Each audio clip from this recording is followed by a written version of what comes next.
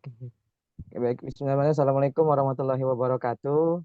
Selamat sore rekan-rekan alumni ITB. Apakah Selamat sore suara semuanya. aku terdengar jelas ya? Karena Ya, suaraku jelas ya, Kak? jelas, jelas. Jelas, Oke, jelas, oke. jelas. Siap. Selamat sore sudah bergabung. Banyak nih Kak Nuhani, sudah ada 30-an yang sudah bergabung ya. Sambil kita menunggu apa namanya rekan-rekan alumni ITB yang lain, mungkin kita sapa dulu ya Kak ya. Kita coba Oke, apa namanya? Kita coba sapa dulu yang beberapa hadir ya. Di sini ada siapa aja nih Kak yang terlihat? ada Kak Ana Fitriana, ada juga Oke. teman-teman dari, oh ini belum ada ini ya, belum ada jurusan atau fakultas atau Iya, angkatan. Nanti kita perlu nanti nih coba kenalan. kita harus apa dengan jurusan dan angkatan ya kayak biar kita lihat seberapa apa namanya seberapa banyak nih angkatan masing-masing angkatan yang hadir pada sore hari ini. Oke, Betul. selamat sore sekali lagi rekan-rekan alumni, selamat datang di acara rame-rame donasi beasiswa alumni ITB. Acara ini terselenggara berkat kolaborasi dari Yayasan Beasiswa Luar Biasa, Ikatan Alumni Teknik Lingkungan ITB, kemudian juga ada Alumni Teknik Kelautan ITB, ada juga Rumah Amal Saman ITB dan juga dari Ikatan Alumni ITB Jawa Barat. Kemudian juga dibantu oleh rekan-rekan dari Salam Ganesha. Oke Kak, sepertinya sebelum kita mulai beranjak lebih jauh, kurang afdol ya Kak kalau misalkan kita kurang nggak kenalan nih Kak di awal. Mungkin kita bisa kenalan dulu kali ya Kak. Baik, kita mulai dari kita dulu ya sebelum kita kenalan sama yang lain. Ya, Oke, selamat datang lagi rekan-rekan di acara rame-rame donasi di buatan beasiswa luar biasa. Nah, perkenalan ini kami akan memandu acara selama 1,5 jam ke depan. Saya Nuha dari Desain Produk 2013. dan saya Fadil dari Rekayasa Infrastruktur Lingkungan 2016. Oke, Oke, kita akan memandu 1,5 jam ke depan ya Kak ya. ya betul. Jadi selamat mendengarkan suara-suara kita berdua gitu ya Kak. Oke, siap. Sepertinya sudah banyak nih Kak peserta yang hadir ya, sudah 50-an bertambah. Nggak afdol Iya, juga ini nih Kak kalau terus-terus misalkan kita bertambah hanya, ya. ya betul, nggak afdol kalau misalkan hanya kita aja yang berkenalan Kak. Mungkin kita bisa sambil Betul. sapa, sambil mengajak rekan-rekan alumni untuk berkenalan ya Kak. Gimana nih Kak caranya? Untuk Boleh, boleh memulai. teman-teman. Rekan-rekan semua boleh diganti ya nama di apa namanya. Jadi nama panggilan aja gitu ya, nama panggilan atau kalau misalnya mau nama panjang sedikit nggak apa-apa. Nama panjang sedikit, lalu angkatan dan jurusan boleh.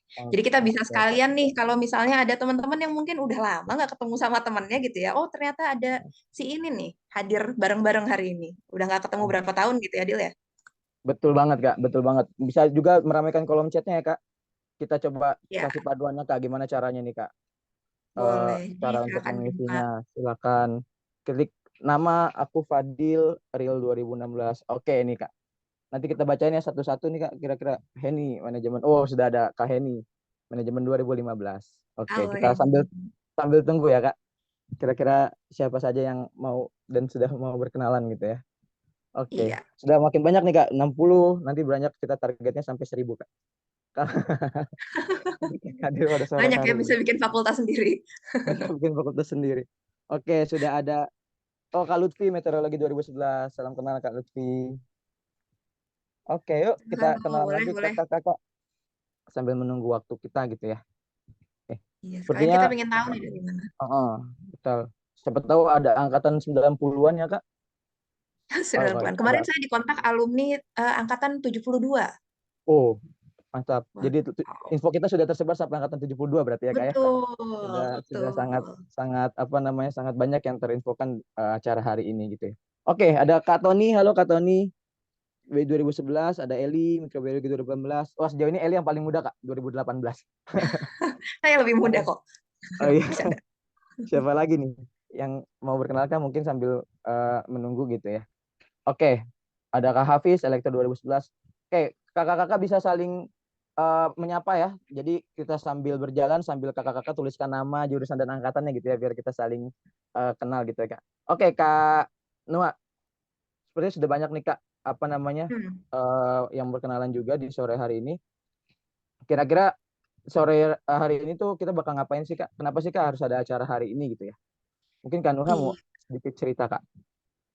oke. Ini mungkin jadi pertanyaan teman-teman juga ya. Mungkin walaupun teman-teman datang dan daftar hari ini pasti udah ada sedikit tahu-tahunya gitu ya, kenapa kita mengadakan acara hari ini. Tapi mungkin di media sosial beberapa hari ke belakang, rekan-rekan mungkin sempat membaca dari media sosial, media massa gitu ya, ada pemberitaan soal ITB yang agak kurang enak didengar gitu ya, sehingga menimbulkan ada gelombang keviralan gitu di media tentang ITB gitu ya. Apa sih yang dibicarakan gitu? Ternyata ada isu-isu bahwa yang nggak biasa kita dengar gitu ya di ITB, bahwa ada mungkin kata kunci yang teman-teman dengar di media sosial adalah pinjol pertama, terus ada juga UKT, terus ada juga cuti akademik gitu ya.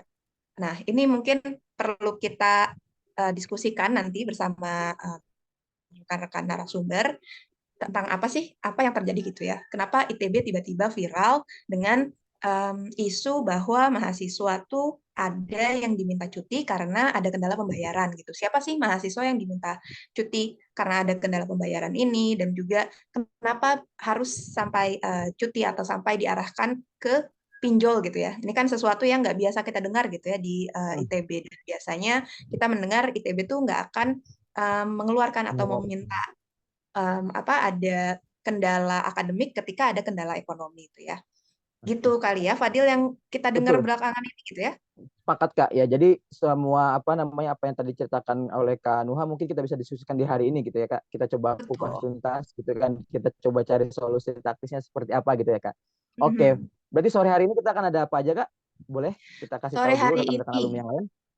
oke, Oke. setelah tadi kita menyapa-nyapa teman-teman yang sambil menulis juga dari jurusan apa, namanya siapa gitu, dan angkatannya, nanti kita akan ada sedikit update tentang kondisi masalah UKT ITB. Kebetulan bersama kita sudah hadir Taufik Pangestu ya, dari angkatan 2011 yang juga menjabat sebagai Ketua MWAWM ITB saat ini gitu. Jadi Oke. nanti Oke. penjelasan kondisinya akan dibawakan oleh Taufik gitu ya. Terus Oke. selanjutnya ada update pendaftar beasiswa luar biasa gitu ya, karena kita juga kemarin mungkin teman-teman sudah baca di sosial media ada berapa sih 400 sekian gitu ya pendaftar beasiswa luar biasa dengan total tunggakan sekian miliar gitu ya, itu besar sekali ya gitu. Tapi nanti akan dijelaskan oleh pengurus beasiswa luar biasa yang saat ini sedang aktif gitu ya. Ada apa lagi nih, Fadil? Oke, ini sesi juga yang kalian menarik ya Kak ya. Kita mau lihat bagaimana sih teman-teman alumni jurusan ataupun institusi lainnya yang sudah membuat beasiswa ya Kak untuk membantu Mm-mm. rekan-rekan mahasiswa gitu ya. Nanti akan ada talk show bersama beasiswa alumni bersama beberapa narasumber kita yang alhamdulillah sudah hadir ya Kak. Kemudian nanti juga sharing session gitu ya. Mungkin nanti dari rekan-rekan alumni ada yang ingin tahu bagaimana sih membuat beasiswa itu dimulai dari mana dan seterusnya seperti itu Kak. Kemudian nanti kita akan ada update jumlah donasi karena kita juga sudah memulai one time donation ya Kak ya. Sudah alhamdulillah sudah terkumpul beberapa untuk membantu adik-adik kita gitu. Dan nanti akan diakhiri dengan penutupan dari teman-teman Yayasan Beasiswa Luar Biasa. Oke, next Kak. Sepertinya kita teman-teman sudah tidak sabar gitu ya Kak untuk masuk ke acara selanjutnya. Mungkin kita mulai dari update kondisi UKT ITB dulu nih Kak ya. Karena mungkin Betul, ini banyak yang paling penting ya. Banyak betul hal-hal pertanyaan. yang simpang siur dan juga Iya. kejelasan gitu ya. Seperti apa sih sebenarnya kondisi UKT ITB sampai akhirnya sempat ramai dan sempat viral. Mungkin kita panggil kali ya Kak, Saudara Oke, Taufik langsung Pangestu. aja. Halo, Silakan, halo Bang. Taufik. Oke, halo Halo. Taufik. Siap, Taufik Ya, masuk suaranya, Kak. sebagai masuk Masuk, masuk. terdengar Oke. jelas. Siap, Taufik sudah siap untuk coba update-update ke rekan-rekan alumni dan juga mahasiswa terkait kondisi UKT ITB saat ini ya, Fik ya? Siap. Oke, siap kita persilakan Taufik untuk menjelaskan terkait Ya. kondisi UKT ITB. Silakan. Oke. Baik, saya nanti izin share screen juga boleh ya? Oke, saya stop Baik. sekarang. Ya boleh. Baik, terima kasih Kak buat kesempatannya. Halo kakak semua, Bapak Ibu maupun ya kakak abang-abang semuanya yang saya hormati. Perkenalkan saya Taufik Pangestu dari mahasiswa saat ini. Kebetulan bantu kabinet gitu ya untuk menyampaikan gimana kondisi dari KMITB terkait dengan UKT ini. Lagi sekarang teman-teman kabinet sedang ada persiapan gitu untuk ada konsolidasi lah dengan para ketua himpunan kayak gitu. Jadi saya izin untuk menyampaikan apa yang saya dapatkan update-nya dari mereka gitu. Jadi untuk untuk kasus ini mungkin saya sedikit ceritakan latar belakangnya seperti apa. Jadi per bulan November lalu gitu ya, itu dari Direktorat Keuangan, Direktorat Pendidikan maupun Direktorat kemahasiswaan gitu, itu mengadakan Zoom meeting dengan mahasiswa yang masih terkendala UKT-nya gitu, yang ITB melihat bahwa mereka masih punya banyak tunggakan. Nah, Zoom meeting itu memaparkan terkait program kebijakan dari ITB berkaitan dengan bagaimana sih seharusnya mahasiswa itu menyelesaikan permasalahan UKT mereka, dan mereka memaparkan hal ini. Saya share screen ya. Ini peraturan yang mereka paparkan gitu ke mahasiswa berkaitan dengan tindak lanjut pembayaran BPP. Jadi untuk hal ini mahasiswa yang masih ada tunggakan BPP gitu ya, itu didorong untuk segera melunasi gitu ya UKT kewajibannya gitu. Apabila masih belum bisa melunasi kewajibannya, ada beberapa tindak lanjut yang ditawarkan oleh ITB. Yang pertama berkaitan dengan cuti akademik. Jadi kalau misalnya teman-teman itu masih belum bisa lunas gitu ya UKT sebelumnya, itu tidak bisa mendaftar semester berikutnya itu sesuai peraturan rektor gitu ya. Tahun 2023 Oktober itu rilis peraturannya mengatakan bahwa kalau misalnya belum selesai UKT semester berikutnya nggak bisa daftar kayak gitu. Jadi di apa diseminasi oleh para direktur-direktur ini dengan cara ini. Jadi ketika mereka nggak bisa mendaftar semester, mereka diminta untuk cuti kalau misal memang ternyata tidak mentok-mentok banget gitu ya.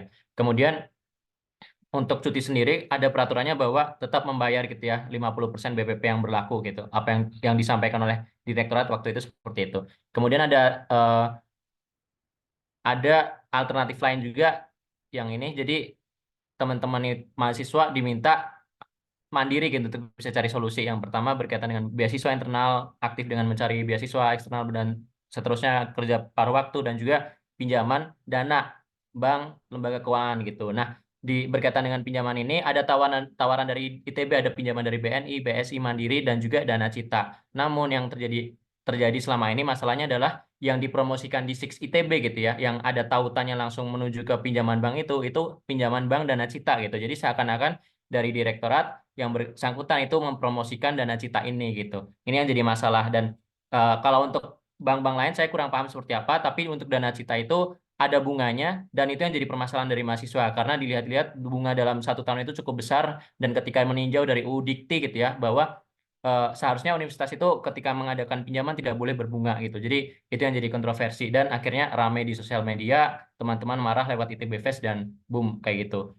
Nah, sebelum lanjut ke sana, saya pribadi sebagai wakil mahasiswa waktu juga sudah coba buat komunikasi dengan rektorat maupun rektor langsung supaya masalah FRS ini segera selesaikan gitu ya, tanpa melihat apapun beban kondisi UKT mereka gitu. Pokoknya mereka harus bisa FRS, daftar semester dulu, baru masalah UKT itu bisa dibicarakan lebih lanjut gitu. Berbeda dengan peraturan yang berlaku sekarang, bahwa peraturan yang berlaku sekarang UKT harus selesai dulu, baru bisa daftar semester. Nah itu yang jadi permasalahan awalnya yang saya sampaikan, tapi dari rektorat juga katanya menjanjikan 1 sampai 2 hari untuk bisa selesai permasalahannya. Nyatanya sampai sekarang masih belum selesai gitu. Masih banyak teman-teman mahasiswa yang belum bisa FRS, dan akhirnya mereka merembet gitu ke permasalahan lain, termasuk yang penyelesaian masalah berkaitan dengan pinjol ini gitu. Kemudian update kondisi saat ini dari Kesma Kabinet juga sudah menjaring kondisi mahasiswa, didapat total ada sekitar 140-an yang mengisi data gitu.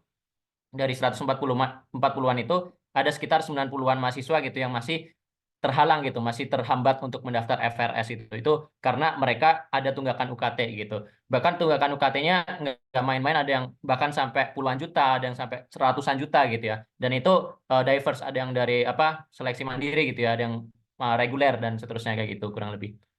Nah, kemudian ada update juga dari Ditmawa baru hari ini gitu ya, mengatakan bahwa untuk mahasiswa yang kesulitan UKT ini untuk membayar UKT-nya dan mendaftar semester itu nanti masa FRS-nya akan diperpanjang gitu. Jadi ceritanya peraturannya yang berlaku adalah masa FRS itu selesai 30 Januari ini gitu.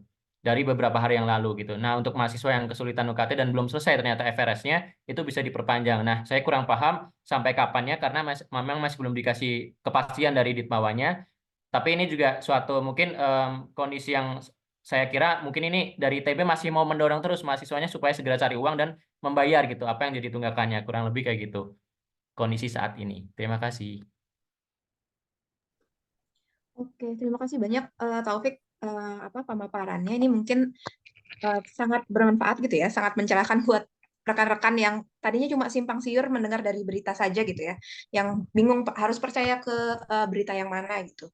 Nah, untuk selanjutnya karena kita juga ngelihat kalau permasalahan ini kan punya banyak faset gitu ya, dari Betul. advokasi, dari penyediaan beasiswa, dan juga peringanan UKT gitu ya. Nah, kita mau fokus di bicara solusi tentang pengadaan beasiswa gitu ya, untuk membantu teman-teman yang mahasiswa yang menunggak sehingga terancam untuk cuti atau direkomendasikan untuk cuti gitu ya.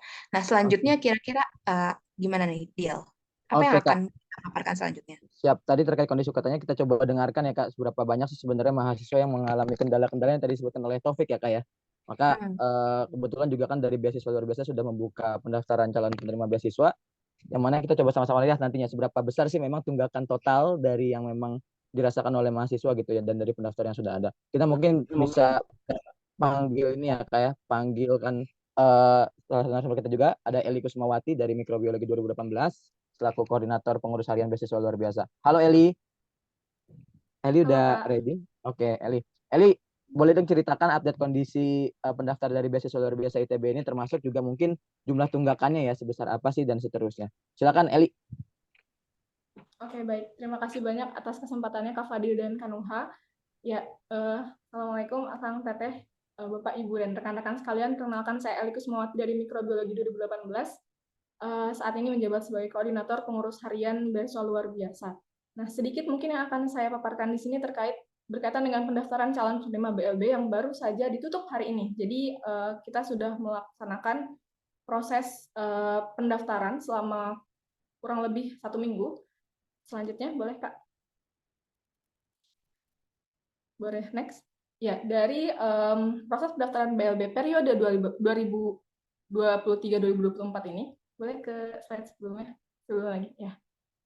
Di periode 12 ini, kami telah menjaring sebanyak 440 mahasiswa yang memerlukan bantuan UKT. Seperti yang kita tahu, sekilas mungkin terkait BLB, BLB ini adalah beasiswa bantuan UKT, sehingga pendaftar kami yang 440 mahasiswa ini adalah mereka yang memerlukan bantuan berupa bantuan UKT.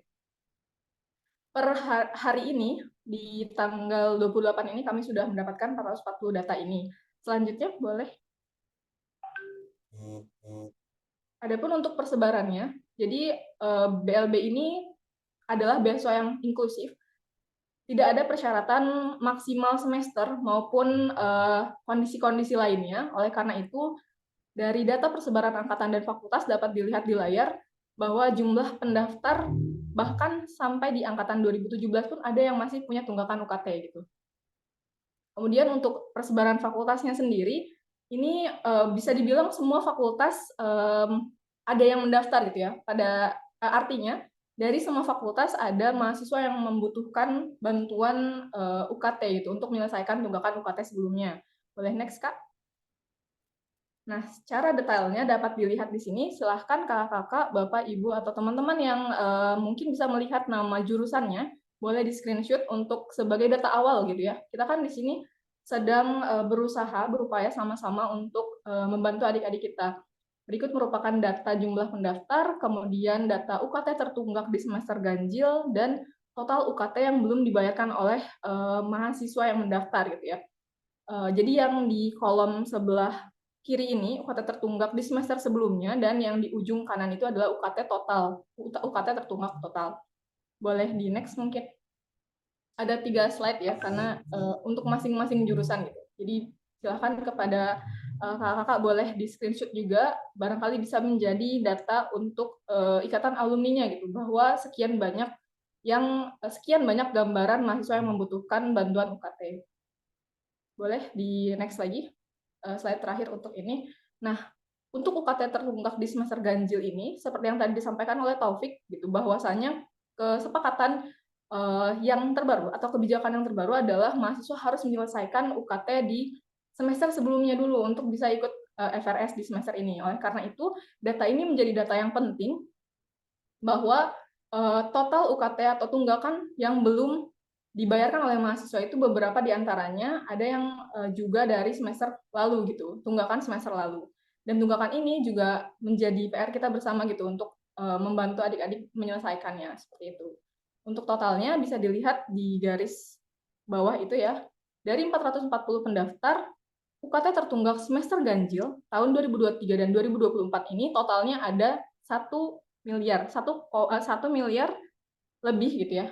Dan untuk total UKT yang belum dibayarkannya, secara kumulatif semua semester yang belum dibayarkan oleh mahasiswa sebelumnya itu ada 6,9 miliar. Adapun untuk data ini kami sedang proses untuk memverifikasi dan memvalidasi datanya kepada mahasiswa yang bersangkutan gitu ya.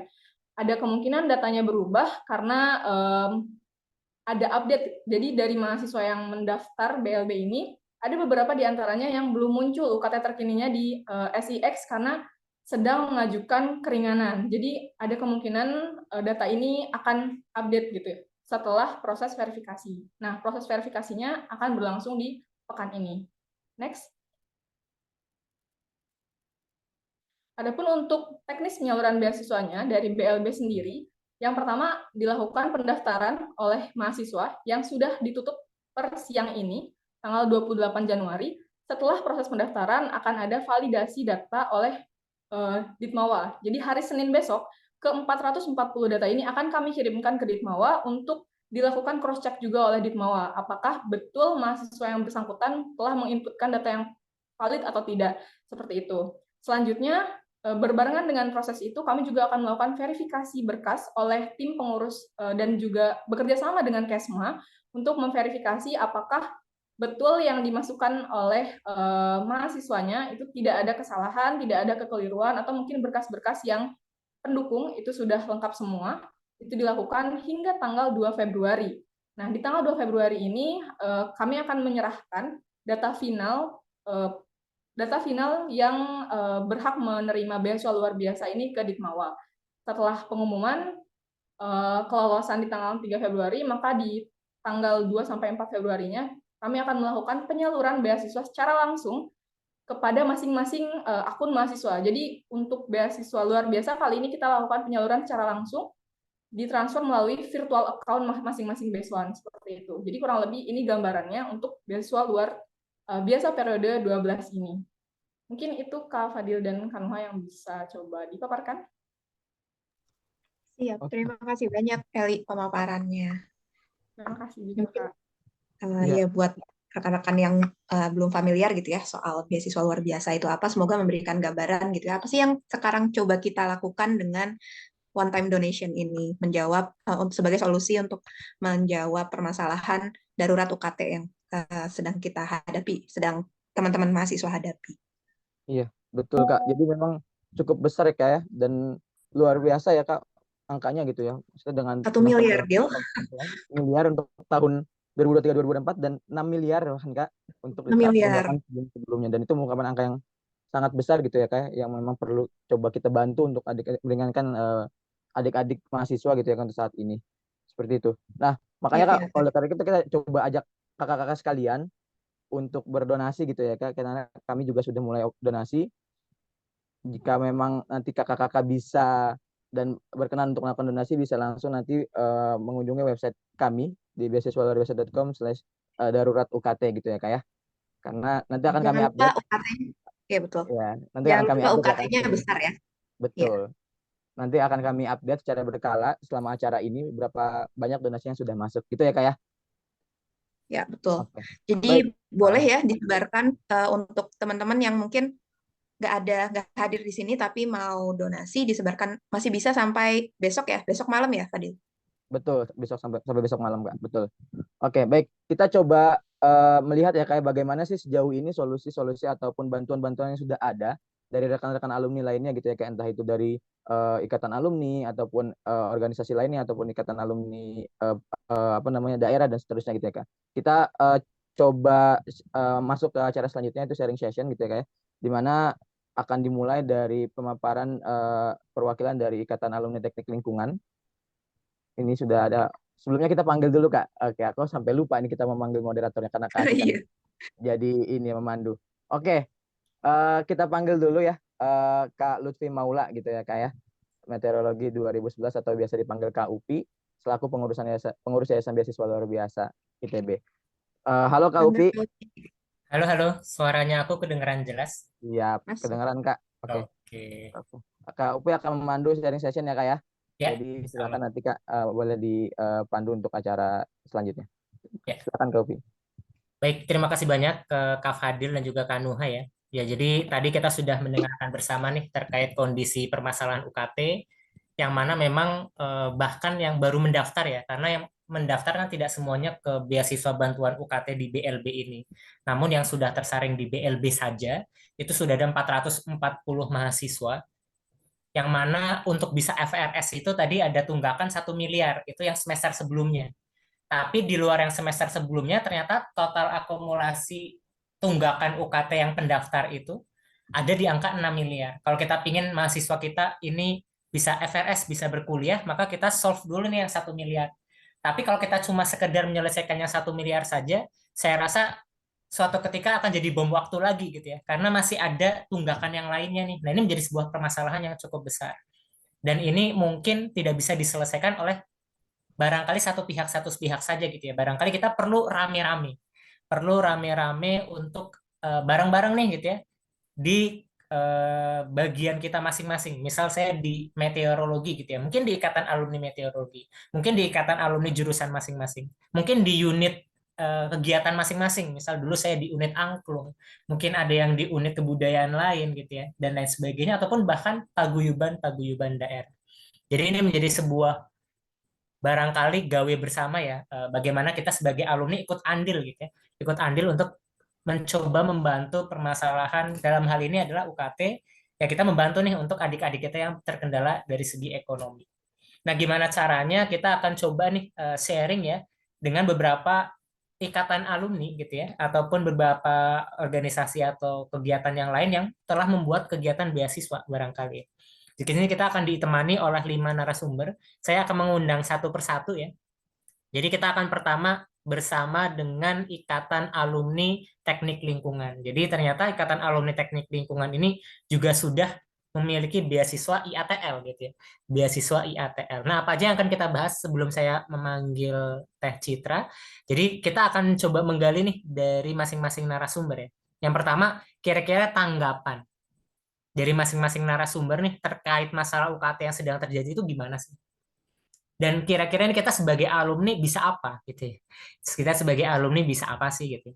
Yang kedua, kita pengen dengar juga nih gitu ya. Kira-kira apa sih yang melatar belakangi masing-masing ikatan alumni ini membuat beasiswa gitu ya? Apakah pernah ada cerita sebelumnya yang menjadi latar belakang, oh kita harus bikin ikatan program beasiswa nih di ikatan alumni gitu. Itu yang kedua. Yang ketiga, kita akan bahas tentang bagaimana sih konsep beasiswa di masing-masing ikatan alumni ini. Dan yang terakhir, bagaimana dampak sampai dengan saat ini nih gitu ya. Mungkin kita ingin dengar, oh sudah sekian mahasiswa terbantu, oh sudah sekian juta tersalurkan, dan lain sebagainya. Nah, ini harapannya bisa menjadi inspirasi kita bersama bahwa kalau ada problem yang seperti ini, ya mungkin kita perlu ikut andil gitu ya di lingkup ikatan alumni kita masing-masing. Nah, 4 poin itu akan kita bahas bersama masing-masing narasumber.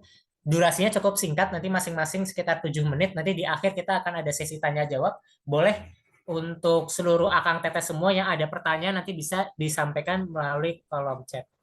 Saya izin memanggil untuk narasumber pertama kita, yaitu ada Teh Citra Retna. Assalamualaikum, Kak Citra. Waalaikumsalam warahmatullahi wabarakatuh. Oke, beliau adalah seorang ketua ikatan alumninya langsung gitu ya, yang insya Allah akan berbagi tentang beasiswa IATL. Boleh selanjutnya saya persilahkan kepada Kak Citra nih untuk berbagi tentang beasiswa IATL. Mangga. Baik, terima kasih Kak Upi. Salam sejahtera untuk kita semua. Assalamualaikum warahmatullahi wabarakatuh. Selamat sore. Saya izin untuk share screen atau di share screen kan ya oleh Kang Fadil ya tadi ya. Saya akan coba share tentang pengalaman dari Ikatan Alumni Teknik Lingkungan ya untuk beasiswa. Yang pertama, iya. Yang pertama, kami sudah melakukan selama hampir 4 tahun. Nah, saya ingin menjawab dulu pertanyaan yang pertama tadi ya. Apa sih tanggapannya tentang masalah UKT yang tiba-tiba ramai beberapa hari ini ya? Slide berikutnya, Kang.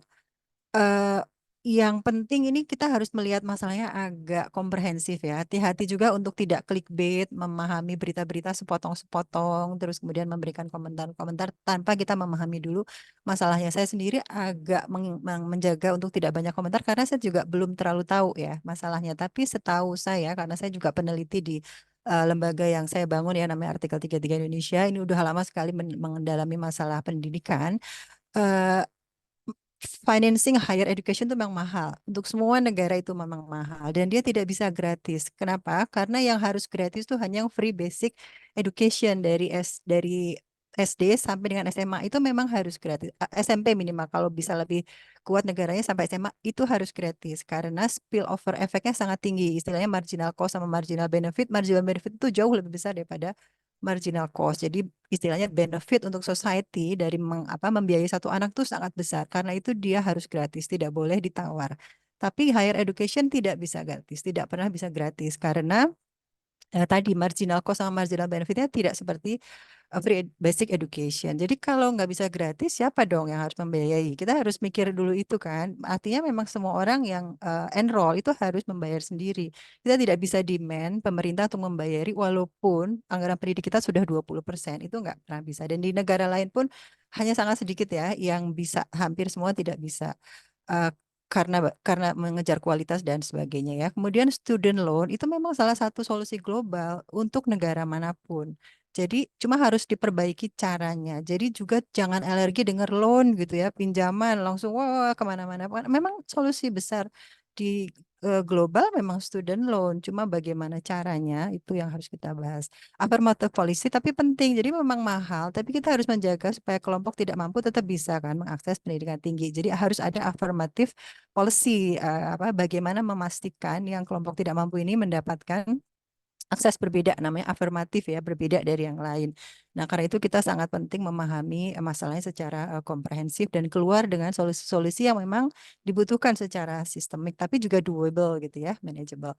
Jadi hati-hati dengan membaca berita yang wah pinjol mahasiswa diajari riba bunga pinjaman dan lain-lain. Lihat dulu masalahnya secara sistemik gitu ya.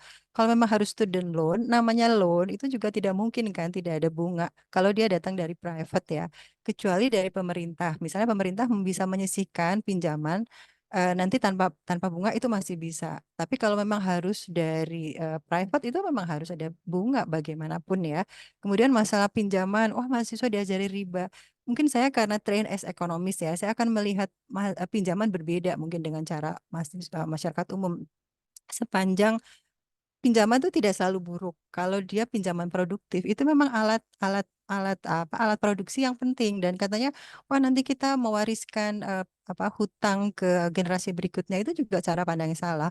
Eh, untuk membuat investasi jangka panjang itu memang tidak bisa diemban oleh satu generasi aja, tapi dengan generasi-generasi masa depan. Kenapa? Karena nanti keuntungannya itu dinikmati oleh generasi mendatang juga gitu. Jadi memang harus dibagi bersama generasi-generasi ke depan itu bukan masalah diwarisi. Tapi ada tapinya yang banyak misalnya dikelola dengan baik, mempertimbangkan safety berapa sih yang bisa cara bayarnya ada alat untuk membayar secara berkelanjutan dan sebagainya ya.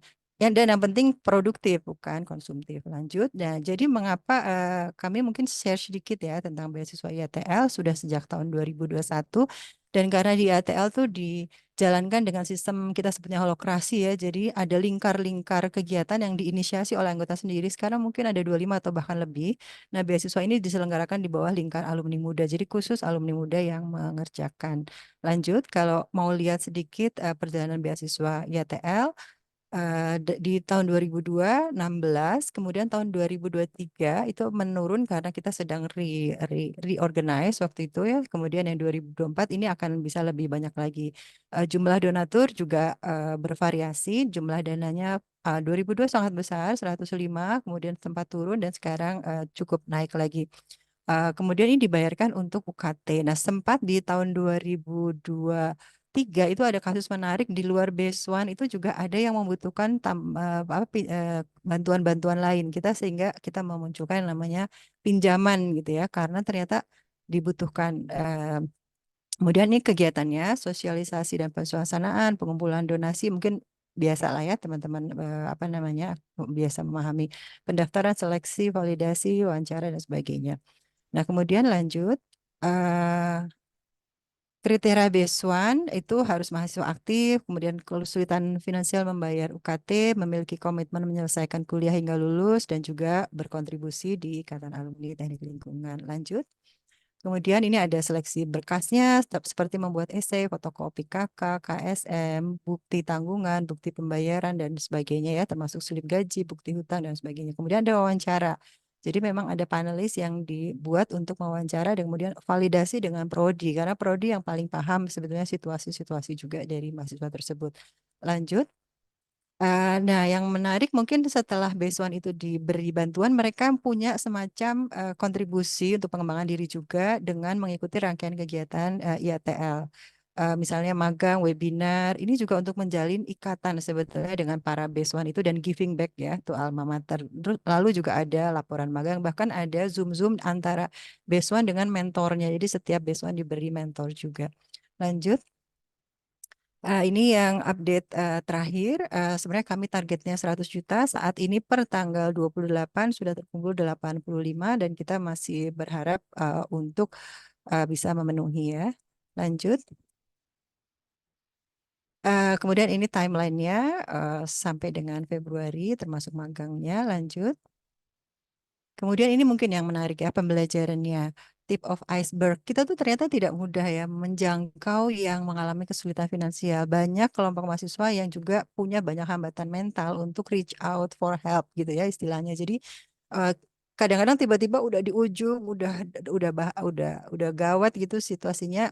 Ada beberapa dosen yang kemudian akan melaporkan ke YTL ini teh ada yang isu kasus yang berat dan sebagainya. Karena ternyata ada masalah mental juga ya dan sebagainya ya. Itu yang tentunya sangat kita bisa pahami ya.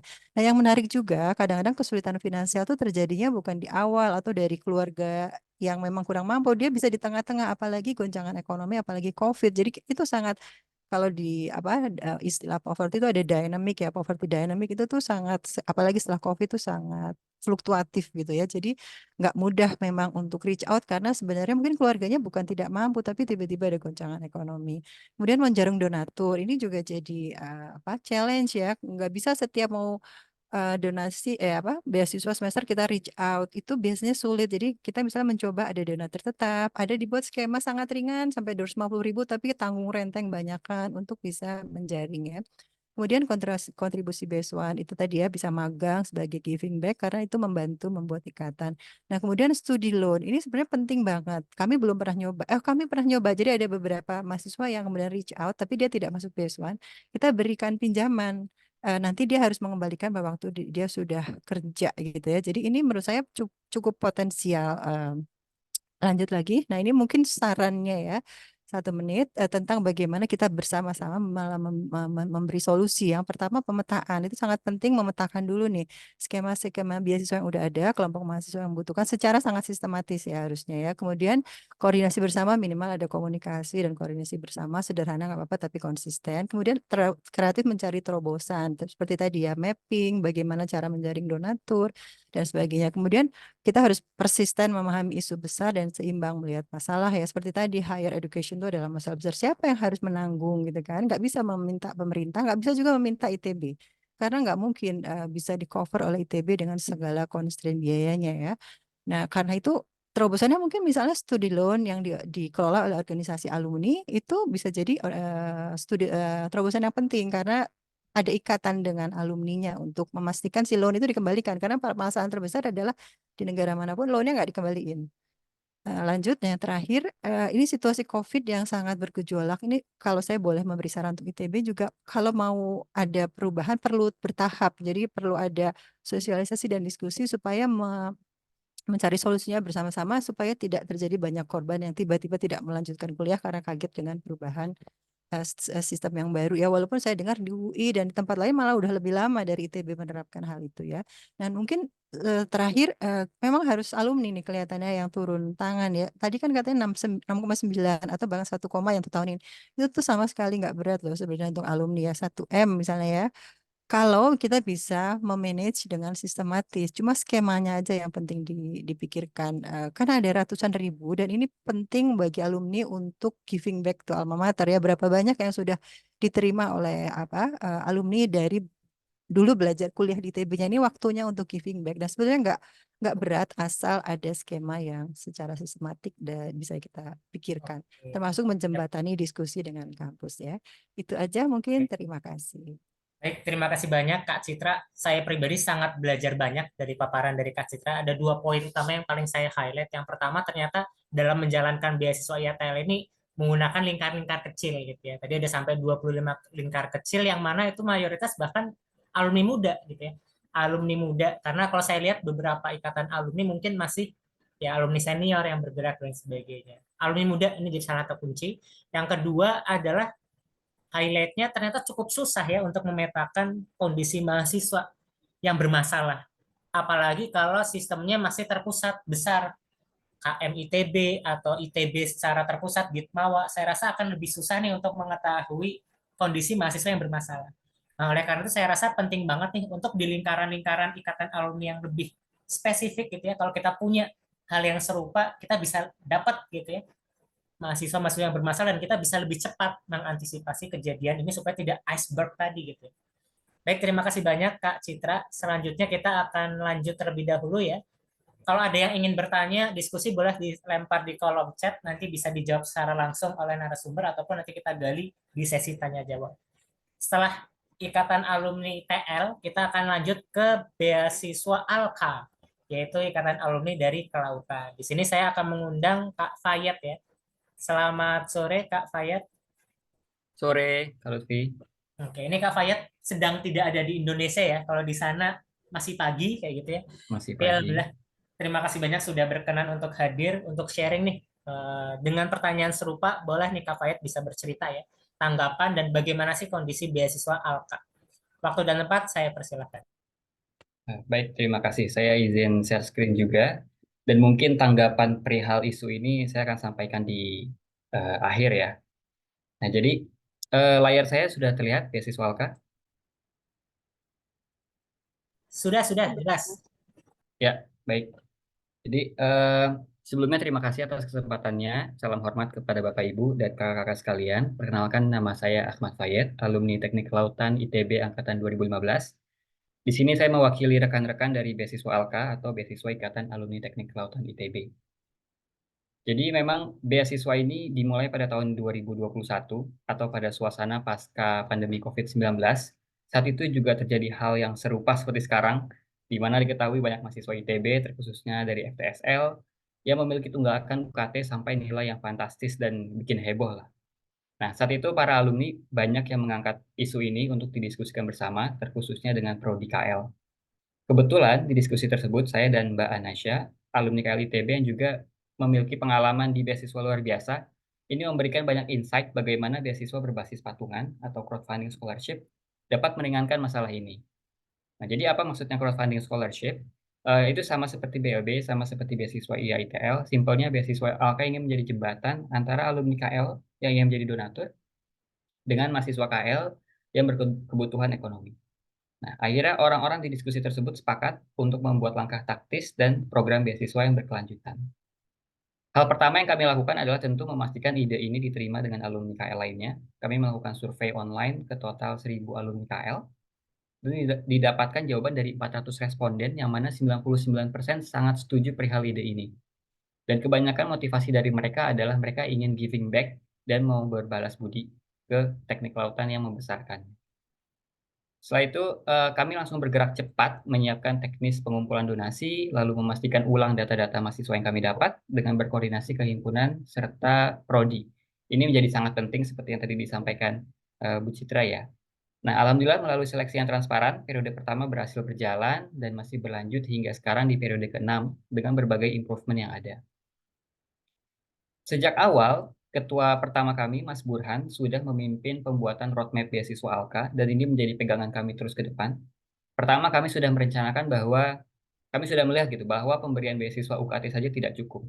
Maka kami juga berikan beasiswa biaya hidup, program pembinaan, pembiayaan untuk kursus online atau les bahasa bagi yang aktif. terus peminjaman laptop, dan lain-lain. Kedepannya kami juga berencana memberikan manfaat beasiswa ini ke mahasiswa KL S2 dan S3. Hanya S2, karena datanya yang S2 pun juga banyak yang bermasalah.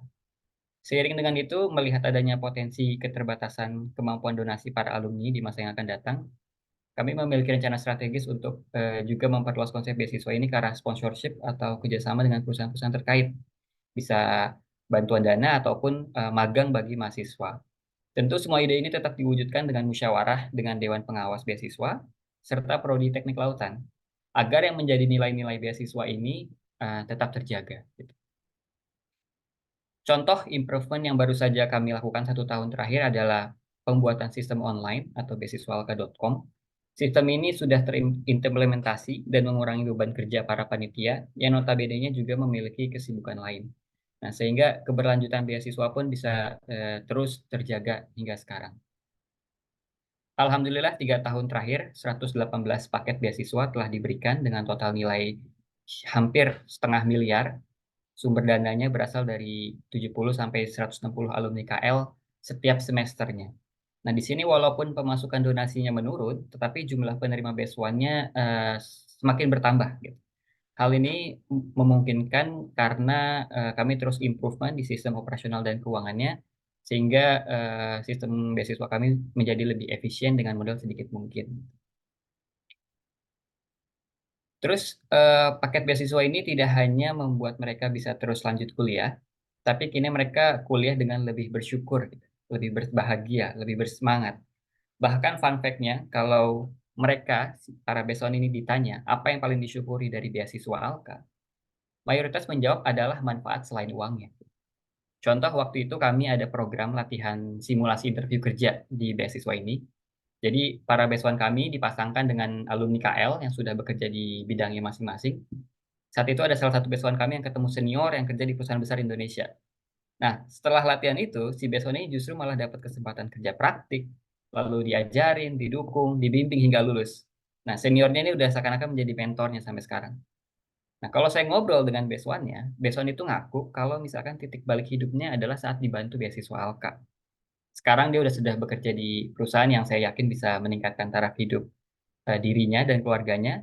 Dan yang paling penting nih, dia juga sekarang menjadi donatur beasiswa Alka dan panitia inti di beasiswa Alka. Dan luar biasanya ini tidak terjadi ke satu orang, tapi banyak. Setiap periode pasti ada aja ceritanya seperti itu. Nah, kenapa bisa begitu? Karena menurut saya pribadi, by logik dan dasar psikologisnya manusia, bahwa orang yang semakin dibantu dengan bimbingan atau kedekatan akan cenderung menjadi lembut hatinya. Akhirnya mereka pun mau melakukan hal yang serupa kepada orang lain. Nah, kalau menurut saya beda cerita jika ada orang yang justru dipersulit atau malah dikasih jalan yang berpotensi menimbulkan masalah lain. Itu output rasanya akan beda. Nah, dalam masalah sekarang ini, beasiswa Alka mencoba membantu secara taktis dengan mempercepat timeline beasiswa, terkhususnya untuk mahasiswa yang teridentifikasi tidak dapat kuliah semester ini, yang tidak dapat FRS. Selain itu, kami juga koordinasi dengan Prodi untuk mengizinkan mahasiswa yang bermasalah, dalam tanda kutip, agar bisa sit in kelas dan berkuliah seperti normal dulu, dan proses administrasinya dapat dilakukan menyusul. Di sini kalau peserta webinar ini ada mahasiswa KL yang memang membutuhkan bantuan ekonomi, akhir bulan ini kami akan sudah oprek batch 1 lagi, jadi tolong dipantau terus informasinya. Closing statement dari saya, di sini kita perlu paham bahwa manusia bukan makhluk sempurna, termasuk para rektorat ITB, maka kesalahan perlu dimaafkan. Hidup ini juga memang tempatnya ujian, maka masalah akan selalu ada. Tapi di konteks ini, jika kita tahu ada kesalahan yang bisa menimbulkan masalah lebih besar, maka sudah selayaknya kita bersama-sama melangkah maju ke depan, menemukan solusi jawaban yang lebih baik. Dan salah satunya menurut kami adalah crowdfunding scholarship. Sekian, terima kasih. Assalamualaikum warahmatullahi wabarakatuh.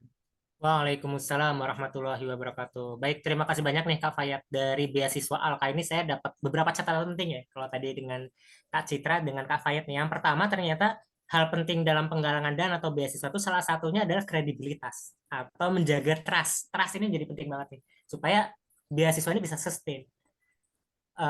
alumni atau donatur ingin memberi lagi gitu ya. Tadi salah satu yang dikembangkan adalah dengan sistem web yang terpusat, laporannya terjaga dan sebagainya sehingga trust-nya terjaga. Yang kedua menarik banget tadi ternyata Best One tidak hanya senang dapat uangnya gitu ya, tapi dapat yang lain-lain lagi. Dan saya rasa ini bisa terjadi kalau sentuhannya itu personal, sentuhannya semakin dekat. Karena dari alumni KL gitu ya, berinteraksi dengan mahasiswa KL lagi, lebih klop mungkin ya, lebih dekat, lebih tahu, paham apa yang dibutuhkan, sehingga lebih nyambung dan akhirnya dampaknya bisa berkelanjutan.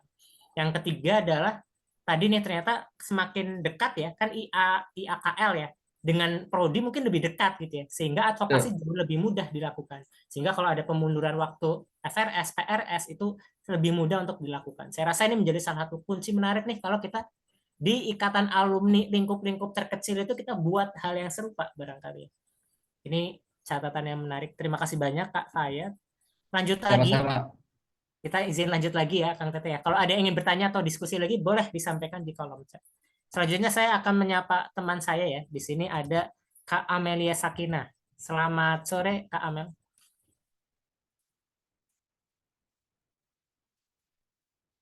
Suaranya masih di mute. Mungkin boleh di unmute ya. Halo, selamat sore teman-teman semuanya. Selamat sore. Kak Amel ini adalah ketua yayasan dari Beasiswa Luar Biasa. Kalau tadi dua yang pertama kita mendengarkan beasiswa dari Ikatan Alumni Jurusan. Nah, ini ada sebuah ikatan alumni yang mungkin lebih terpusat, lebih general, yaitu Ikatan Alumni Muda gitu ya. Alumni muda bikin beasiswa mungkin lebih mencakup secara terpusat ya. Jadi semua jurusan boleh, semua fakultas boleh, bahkan TPB pun boleh. Nah, di sini Kak Amel akan sharing lagi gitu ya, sama dengan pertanyaan-pertanyaannya tadi ya. Boleh dipersilahkan Kak Amel. Oke, izin ya teman-teman untuk sharing. Perkenalkan nama saya Amelia Sakinah. Saya planologi angkatan 2011 dan di sini saya ingin sharing tentang lembaga beasiswa yang dibentuk dari 7 tahun yang lalu, yaitu di Desember 2016 dan mulai bergerak di Januari 2017. Beasiswa ini sebenarnya muncul dari kegelisahan rekan-rekan yang mendapatkan beasiswa di masa kuliahnya. Jadi para pendiri beasiswa luar biasa ini majority adalah penerima beasiswa ketika berkuliah. Bahkan ada yang full dibeasiswain, ada yang sebagian dibeasiswain, atau ada yang menerima beasiswa hanya untuk pengembangan diri dan sebagainya. Jadi intinya mereka merasakan manfaat dari beasiswa ataupun kontribusi alumni terhadap pendidikan mereka selama di kampus ITB. Nah, kami ini kenapa dibilang di sini saya sebut filling the gap di scholarship system, karena kami melihat ada fenomena yang tidak tercapture ya di scholarship yang ada di ITB khususnya ya saat itu. Yaitu banyak sekali mahasiswa yang sebenarnya membutuhkan beasiswa, namun beasiswa itu masih belum seluruhnya mencakup kebutuhan tersebut. Ataupun mungkin sebenarnya ada banyak beasiswa, namun memiliki batasan-batasan yang menyebabkan beberapa orang tidak bisa mendapatkan beasiswa. Seperti contohnya ada batas minimum GPA atau IPK, ataupun harus ada syarat seperti mereka dari keluarga tidak mampu. Jadi harus ada SKTM atau harus ada pendapatan sekian dan sebagainya. Jadi beberapa mahasiswa yang di mana dia benar-benar biasa saja, kita sebut biasanya mediocre ya, prestasi juga nggak tinggi-tinggi banget, aktif juga nggak aktif-aktif banget, miskin juga nggak miskin banget gitu. Jadi mereka akan sulit gitu mendapatkan beasiswa. Nah, di situ kita melihat ada isu yang perlu kita tangkap gitu. Sebaliknya, di sisi alumni, Kak Amel mungkin slide-nya masih belum terlihat. oh iya, Ya, boleh di out aja mungkin ya, nggak perlu di slideshow. Yang tadi aja, nggak apa-apa. sorry. Oke. Nah, tampilan seperti ini aja. Oke, nah sebaliknya kami melihat bahwa ada fenomena alumni yang mereka itu setiap tahunnya selalu bertambah ya. Kita semua tahu bahwa alumni itu minimal ada 4.000 lah yang lulus ya setiap tahunnya sampai dengan bertahun-tahun gitu.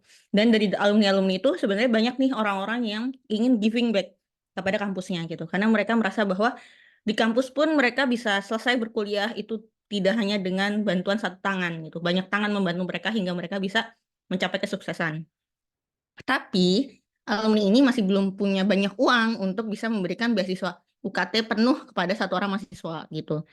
Akhirnya kita melihat bahwa ada potensi yang bisa menjadi jembatan di antara keduanya. Dan disitulah kami mencoba untuk berdiri. Jadi BLB ini adalah jembatan antara alumni dengan mahasiswa yang membutuhkan, yang dimana bentuknya adalah donasi crowdfunding. Sehingga kita memberikan wadah bagi alumni-alumni muda yang ingin giving back dengan keterbatasan mereka, namun tetap berdampak kepada mahasiswa yang ada di ITB. Yang dimana iuran itu sangat mudah, jadi start dari 100.000 per bulan, dan itu bisa dicicil ya, setiap bulan mereka mulai gitu. Dan siapapun boleh mendaftar atau menjadi donatur gitu. Hingga saat ini, ini datanya belum saya ralat, bukan Juli 2022, tapi per hari ini sudah ada sekitar lebih dari 2.500 donatur yang terdaftar di BLB.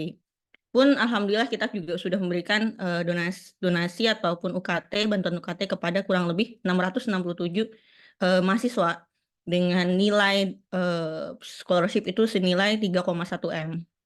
Kami anggap ini sebenarnya prestasi yang belum besar ya dibandingkan beasiswa lainnya yang dari alumni seperti BIUS, lalu beasiswa KSE ataupun beasiswa angkatan-angkatan tua gitu. Itu masih jauh kita dari sana. Namun kami di sini semangatnya adalah kita memang kecil tapi kita konsisten terus bergerak gitu. Karena kita tahu bahwa wadah ini pasti akan selalu menjadi dibutuhkan baik untuk alumni bisa tetap memberikan kontribusi walaupun kecil dan juga bisa menjadi wadah bagi adik-adik kita yang memiliki keterbatasan tadi. Apa yang membuat kami spesial yaitu kita fokus pada inclusive donation. Jadi kita menerima semua donasi dari seluruh alumni ITB. Jadi tidak ada batasan apakah alumni ini lulus atau tidak, atau alumni ini jurusan manapun, alumni dari himpunan atau non-himpunan gitu. Semua status kita terima dan dimulai dari 100.000. Lalu yang kedua, inclusive awardee. Jadi kita tidak ada batasan IPK dan tidak ada batasan semester. Tercatat di pendaftar BLB 12 ini angkatan semester 6 ya, bukan semester 6. Tingkat 6 ya. Jadi tingkat terakhir, tahun terakhir kuliah itu masih ada yang mendaftar. Masih ada 1 orang dari tingkat terakhir. Itu pastinya mereka masih diberikan kesempatan karena selama dia masih berkuliah, masih berstatus mahasiswa dan belum lulus di periode beasiswa berlangsung, mereka masih bisa menjadi penerima beasiswa BLB. Dan pastinya kita mengakomodasi scholarship dari yang tidak terakomodasi selama ini. Jujur kami itu termasuk beasiswa yang kadang paling terakhir pengumumannya, karena kami menunggu adik-adik kita itu betul-betul bahwa mereka tidak diterima di beasiswa manapun. Jadi seringkali kita koordinasi dengan Ditmawa gitu. Ditmawa mengatakan kayak anak ini sebenarnya calon penerima beasiswa A gitu. Kira-kira tetap diterima BLB enggak? Oh ya udah Pak, pastikan dulu di beasiswa A dapat. Kalau belum dapat kita akan terima seperti itu. Jadi kita coba mewadahi yang memang tidak bisa diwadahi oleh lembaga-lembaga lainnya seperti itu. Namun tetap dengan prioritasi kebutuhan ya, bahwa memang mahasiswa ini benar-benar butuh gitu. Lalu berikutnya accountable ecosystem. Jadi kami sudah membuat dashboard website gitu untuk para donatur bisa memantau secara real time per 2 hari gitu update laporan keuangan yang dana masuk dan dana keluar dari beasiswa kami gitu. Dan kami juga sudah menggunakan payment gateway, jadi dana yang masuk itu langsung masuk ke rekening yayasan tanpa bisa diakses personal. Jadi memang hanya diperuntukkan antara lembaga ke lembaga lainnya seperti itu. Dan setiap kegiatan kami itu melibatkan dari kontribusi dari alumni yang menjadi donatur kami, baik menjadi mentor atau menjadi pemateri di development programnya. Inilah yang membuat kami berbeda dibandingkan beasiswa lainnya. Pastinya beasiswa yang lainnya juga sama baiknya, namun punya segmentasi yang berbeda ya. Jadi saya sebutkan lagi bahwa segmentasinya itu punya masing-masing gitu. Kalau BLB memang fokusnya itu ke orang-orang yang mediocre tadi, yang seringkali tidak terwadahi ya, yang IP-nya biasa-biasa aja, tidak memiliki prestasi, ya bukan yang nggak memiliki prestasi sih, prestasinya nggak stand out sekali gitu, tapi tetap mereka membutuhkan gitu.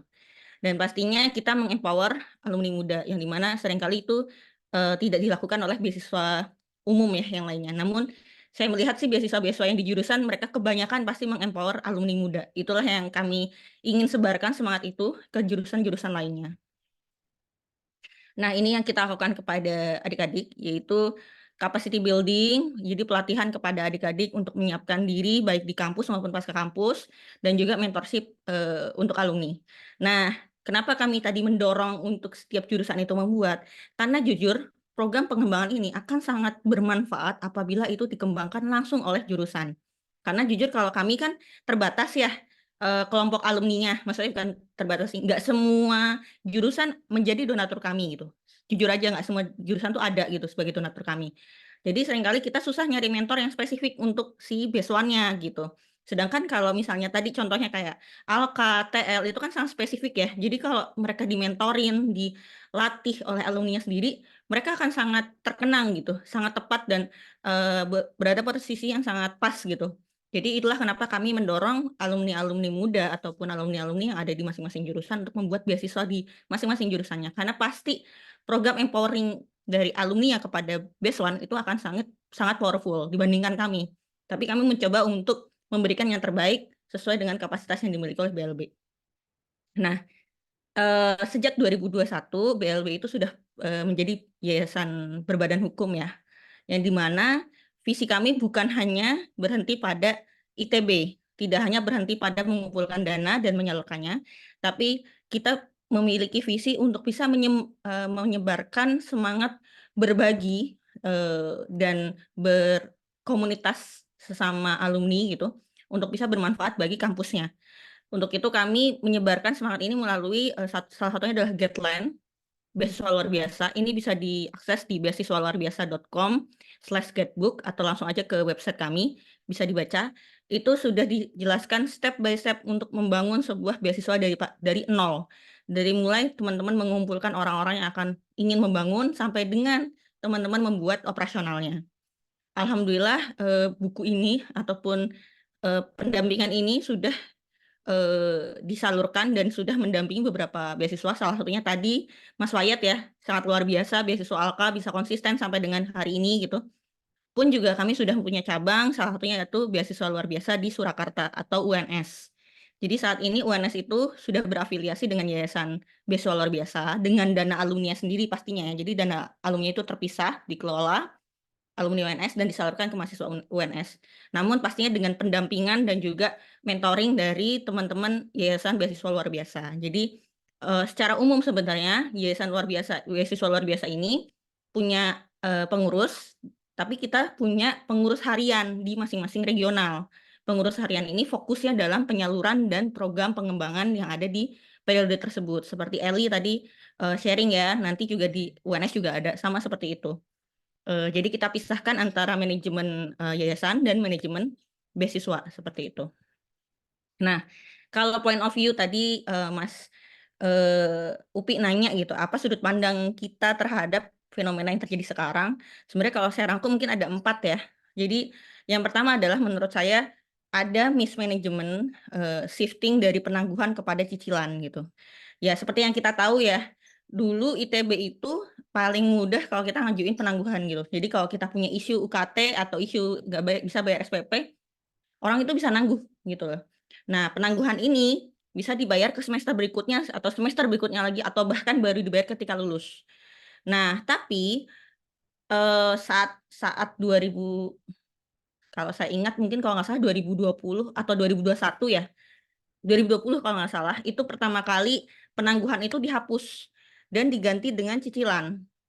Nah, apa dampaknya? Dampaknya adalah sebenarnya ada tunggakan penangguhan yang perlu dicicil oleh mahasiswa yang sedang belajar ataupun alumni. Nah, sedangkan penangguhan itu bukan nilai yang kecil, bisa dikatakan mungkin 1 atau 2 semester gitu. Dan ketika di-shifting menjadi cicilan, jadi gunung es gitu. Jadi dia itu sebenarnya nyicil, tapi nyicilnya semester yang terbaru, yang lama belum dibayar. Seperti itu terus. Jadi uangnya itu jadi ada gap gitu loh antara kemampuan dengan bayarannya. Karena kan mereka belum lulus ya, jadi tetap ngumpulin keluarganya juga nggak bisa sudden menyelesaikan penangguhannya gitu.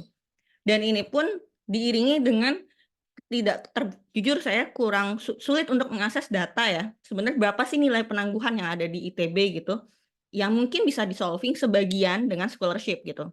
Nah, ini saya sambungan dengan matchmaking scholarship. Saya sempat ngobrol ya tadi siang dan kemarin dengan teman-teman kabinet KMITB atau BEM gitu. Gimana sih sistem pendataan beasiswa saat ini gitu. Kan kalau rekan-rekan dulu yang 2011 ke atas ya, kita tuh sangat kenal dengan sistem web beasiswa LK ya. Dulu kan namanya lembaga kemahasiswaan. Jadi setiap kita selesai semester atau selesai ujian, kita tuh mengumpulkan berkas-berkas untuk mendaftar beasiswa. Setelah itu LK akan menyampaikan kita tuh cocoknya masuk ke beasiswa yang mana, atau kita memilih 3 beasiswa prioritas. Nanti LK akan menyebutkan kira-kira kamu paling cocok nih ke beasiswa A atau beasiswa B. Baru kita akan diseleksi atau melengkapi kebutuhan yang lebih spesifik di beasiswa tersebut. Akhirnya kita dapat tuh beasiswanya. Jadi terpusat tuh semua orang kalau mau membutuhkan bantuan, disitulah daftarnya. Jadi nggak perlu satu persatu gitu kan. Nah, kalau sekarang sistemnya mereka personal. Jadi setiap orang yang butuh beasiswa, mereka harus daftar ke masing-masing kanal pendaftaran tersebut gitu. Sehingga seringkali ada orang-orang yang tidak seproaktif seperti dahulu, ataupun informasi pendataan beasiswa itu tidak menyeluruh gitu. Oke, Nah, Kak Amel, mungkin waktunya ini ya, terbatas. Bisa oke. konklusikan.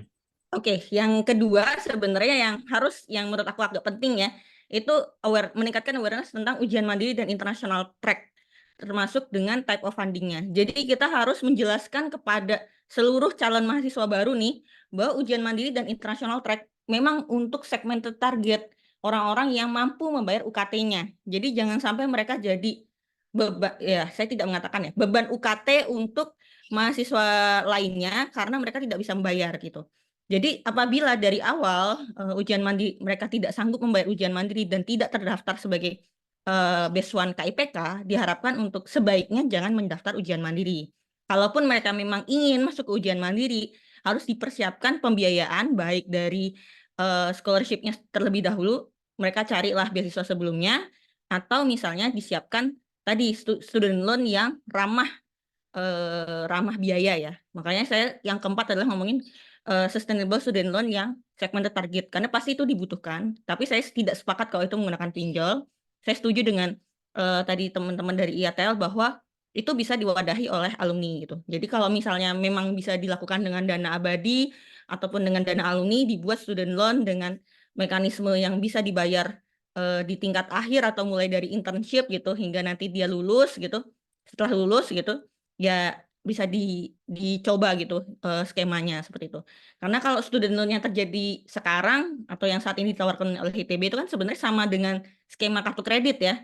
Dia ambil sekarang, 12 bulan mereka cicil. Sedangkan ketika 12 bulan itu mereka harus nabung juga untuk UKT berikutnya. Jadi sebenarnya itu hanya menumpuk masalah yang mungkin ya nanti student loan dibayar dengan utang lagi, akhirnya bertambah terus-menerus. Nah, itu yang harus kita jaga dan menjadi PR bersama ya, baik rektorat ataupun alumni yang concern ke isu ini.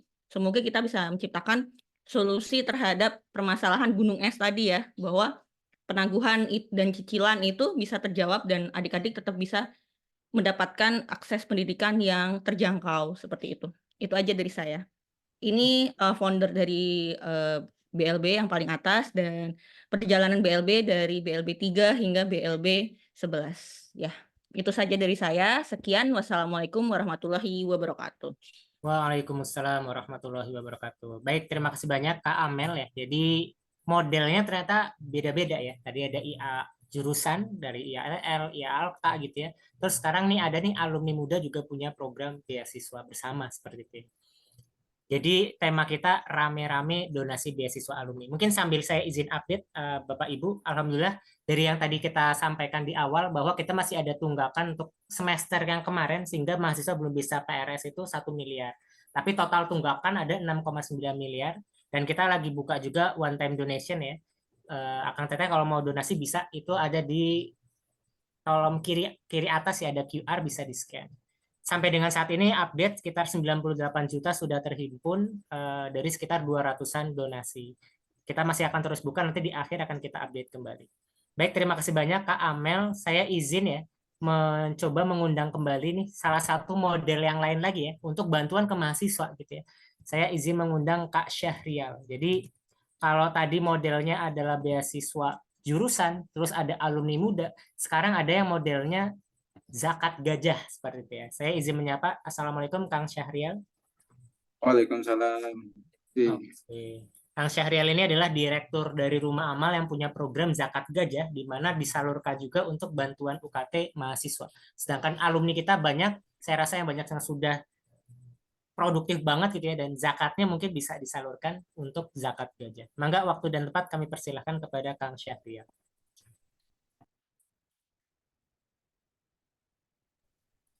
Oke, ini Kang Syahrialnya, apakah suaranya terdengar? Ya, suaranya masuk? Ya. Suara saya masuk? Oke, masuk. Mangga dipersilakan, Kang. Masuk ya. Oke. Baik. Ya, Assalamualaikum warahmatullahi wabarakatuh. Ya, selamat sore rekan-rekan semua.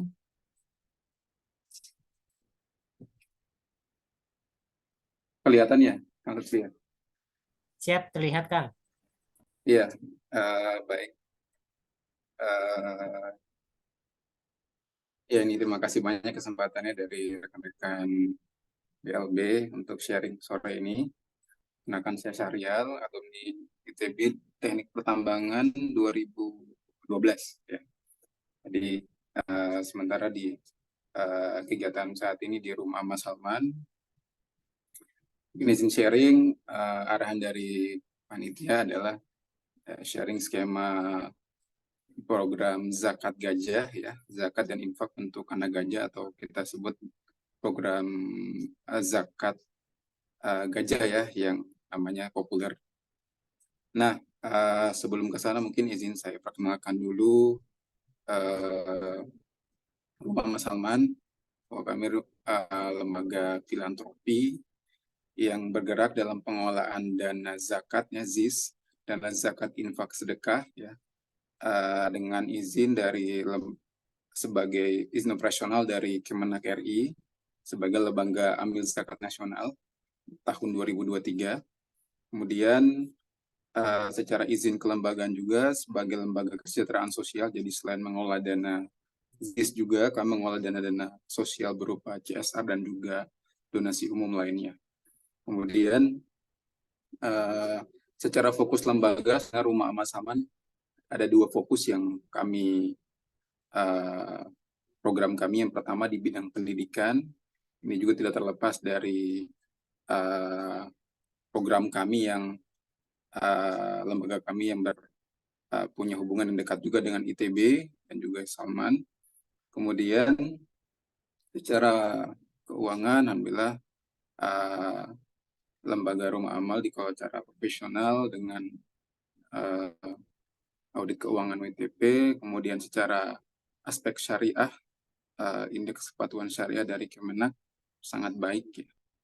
Nah, mungkin sekilas gambaran Rumah Amal. Kemudian kalau dari secara program umum ya, mungkin saya jelaskan secara umum dulu bahwa ada 6 kategori program yang Rumah Amal ingin fokuskan: pendidikan, kesehatan, kemanusiaan, ekonomi, dakwah, dan teknologi. Mungkin di sini ada fokus pendidikan. Nah, mungkin saya coba jelaskan dulu secara singkat bahwa lahirnya program ini tidak terlepas dari fokus penggalangan dana kami di dana zakat salah satunya. Zakat ini instrumen dasar untuk mengcover kebutuhan ekonomi, kesehatan, maupun pendidikan. Kemudian ini ada 3 asnaf atau penerima, fakir, miskin, dan gorimin. Di sini fakir ini mereka yang tidak punya harta, kemudian miskin punya harta tapi tidak cukup untuk kebutuhannya. Jadi ini masuk juga ke skema teman-teman di beasiswa di mahasiswa, kemudian gorimin. Nah, secara fungsi ada 3 fungsi, ada 2 fungsi yang sifatnya charity, kemudian sifatnya produktif ya. Kemudian yang produktif ini tujuannya buat mengangkat nilai tambah bagi seorang untuk lepas dari zona kemiskinan. Nah, ini sifatnya ini bantuannya untuk yang zakat produktif itu di bantuan biaya pendidikan langsungnya UKT, pembinaan karakter, biaya hidup, dan lainnya. Nah, mungkin kalau bicara tentang ITB, Rumah Amal ada 2 program yang khusus memang untuk memberikan beasiswa pada mahasiswa ITB. Yang pertama adalah zakat gajah, yang kedua adalah beasiswa perintis. Saya coba jelaskan satu-satu. Yang pertama dulu ada beasiswa perintis. Jadi ini ada skema beasiswa yang kami berikan dari anak-anak SMA kelas 3. Jadi dari anak-anak kelas 3 SMA kita seleksi secara nasional ya. Jadi ini beasiswa dari tahun 2011 sampai dengan saat ini. Saat ini sudah hampir 1.500 siswa yang kita antarkan untuk kuliah, utamanya di ITB ya. Selebihnya di UGM, UI dan lainnya gitu ya. Kemudian beasiswa ini kita peruntukkan sebenarnya untuk adik-adik, kita jemput bola nih. Jadi sebenarnya ada gap antara pendidikan kita sampai SMA dan kuliah. Jadi rata-rata kalau data terakhir 2000 tahun lalu 2003, angka partisipasi kasar perguruan tinggi itu hanya di angka 30-an %. Itu Jawa Barat ya. Yang lainnya mungkin lebih rendah. Jadi artinya beasiswa ini coba menghantarkan anak-anak dari daerah ya, daerah yang punya kemampuan secara motivasi dan kemampuan akademik yang baik, kita persiapkan untuk masuk perguruan tinggi di unggulan utamanya ITB. Jadi totalnya ada 333 siswa yang saat ini sudah kita berikan besok untuk kuliah. Nah, ini programnya ada 2, Learning Camp tadi sama program perintis.